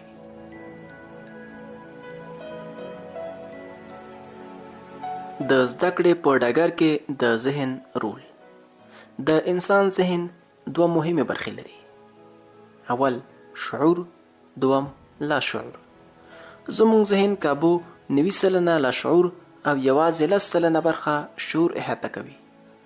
د انسان په بریا کې داغه د لا شعور ونډه ډیره د اهمیت وړ ده. کله چې تاسو په خپل ذهن کې په لا شعوري ډول یو پروګرام کار کوئ نو لا شعور مو هم په هماغه کار پیل کوي او تاسو به خامخا شی ترلاسه کوئ یا هماغسې ورته جوړیږي. خپل لاشعور ته د پیغام ورکولو لپاره په یو آرام ځای کې څملئ یا کینئ. د خپل بدن یو غړی پوره آزاد او سست کړئ. سترګې مو بندې کړئ. شل اوږدې ساګانې واخلئ. هوا د پوزې له لارې واخلئ او له خولې له لارې وباسئ. په لاندې مثبت جملو کې یوه جمله 20 ځلې په خپل زړه کې تکرار کړئ او په بند سترګو هماغسې تصور کوئ چې څنګه جمله معنا ورکوي. کوشش وکړئ چې په یو وخت کې یوازې یوه جمله ولولئ او ډېرې 2 له 2 جملو ډېرې جملې په یو وخت کې مه تکراروئ. دا تمرین هره ورځ د سهار لخوا او د شپې د خوب پر مهال تکراروئ. مثبت جملې: اول، ما ته لیک او لوست ډېر ښه رالګېږي او مینه ورسره لرم. دوم، د مطالعې پر مهال زه ډېر خوشحاله، آرام او ډاډه وم. دریم، زما دماغ په ډېره تیزۍ سره کار کوي. څلورم، زه هر څه شی زده کولی شم. پنځم، زه هر څه د یو مهالویش له مخې ترسره کوم. شپږم، زه خپل وخت په ښو کارونو کې مصرفوم او له وخت نه ګټه اخلم. اووم، زه د لیک او لوست سره ډېر زړه راښکون لرم. اتم، ما ته د مطالعې عمل ډېر زړه راښکونکی او خوندور دی. نهم، زه په زده کړه کې ډېره لیوالتیا ښیم. لسم، زه له زده کړې ډېر خوند اخلم. 11، زه په ډېره مینه او لیوالتیا خپله زده کړه پر مخ بیایم. 12، ما ته د خپل زده کړه ایز کار ډېر اسانه، ګټور او خوندور تمامیږي. 14، له زده کړې سره مې ورځ تر بلې مینه او لیوالتیا ډېریږي. 14، زه خپل کتاب په پوره پام او مینې سره لولم. 15، څومره چې ډېره مطالعه کوم زړه ته مې ډېر سکون رسیږي. 16، زما زړه د ډېرې مطالعې لیونی دی. 19، ښوونکی چې هر څه وایي زه یې په پوره پام ترې اورم او زده کوم یې. 18، هغه ټول شیان چې زه یادول غواړم په ډېرې اسانۍ سره مې یادیږي او زده کیږي. 19، زه خپل یاد شوی درس تر ډېره وخته په خپل ذهن کې ساتلی شم. 20، درسونو ته د پاملرنې وړتیا مې ورځ تر بلې ډېریږي. 21، د مطالعې پر مهال زما ذهن له هر ډول ناکاره خیالاتو پاک وي او یوازې خپلې مطالعې ته متوجه و. 22، ما ته د اړتیا هر شی یادیږي. 23، زه د اړتیا په وخت کې هر شی په خپل ذهن کې راوړلی شم. 24، زما حافظه ډېره ښه ده. 25، زما حافظه ورځ تر بلې پیاوړې کیږي. هر څه چې لولم په اسانۍ سره یې زده کوم. 26، هر څه چې لولم ښه پرې پوهیږم. 28، کوم شی چې یو ځل یاد کړم د اړتیا پر مهال یې د بیا ځلې لپاره په خپل ذهن کې راوستلی شم. 28، ما چې هر څه لوستي ټول مې په ذهن کې شته دي. 29، د ازموینې پر مهال زه ډېر ډاډمن وم او پر ځان باور لرم. 30، زه به خپله ازموینه په ټاکلي وخت پای ته رسوم. 30، زه به خپله ازموینه په ټاکلي وخت پای ته رسوم. 31، زه په پوره پام او ډاډ سره ازموینه ورکوم. 32، زه ډېره بریا لاسته راوړم. 33، په ازموینه کې زما فعالیت ډېرې ښې پایلې لري. 34، د ازموینې پر مهال زه دومره ډاډه وم چې هر شی مې په ذهن کې وي. 35، زه په زده کړو کې ځکه دومره خواري کوم چې د افغانستان لپاره په پاک زړه او سپېڅلي وجدان سره خدمت وکړم. پای.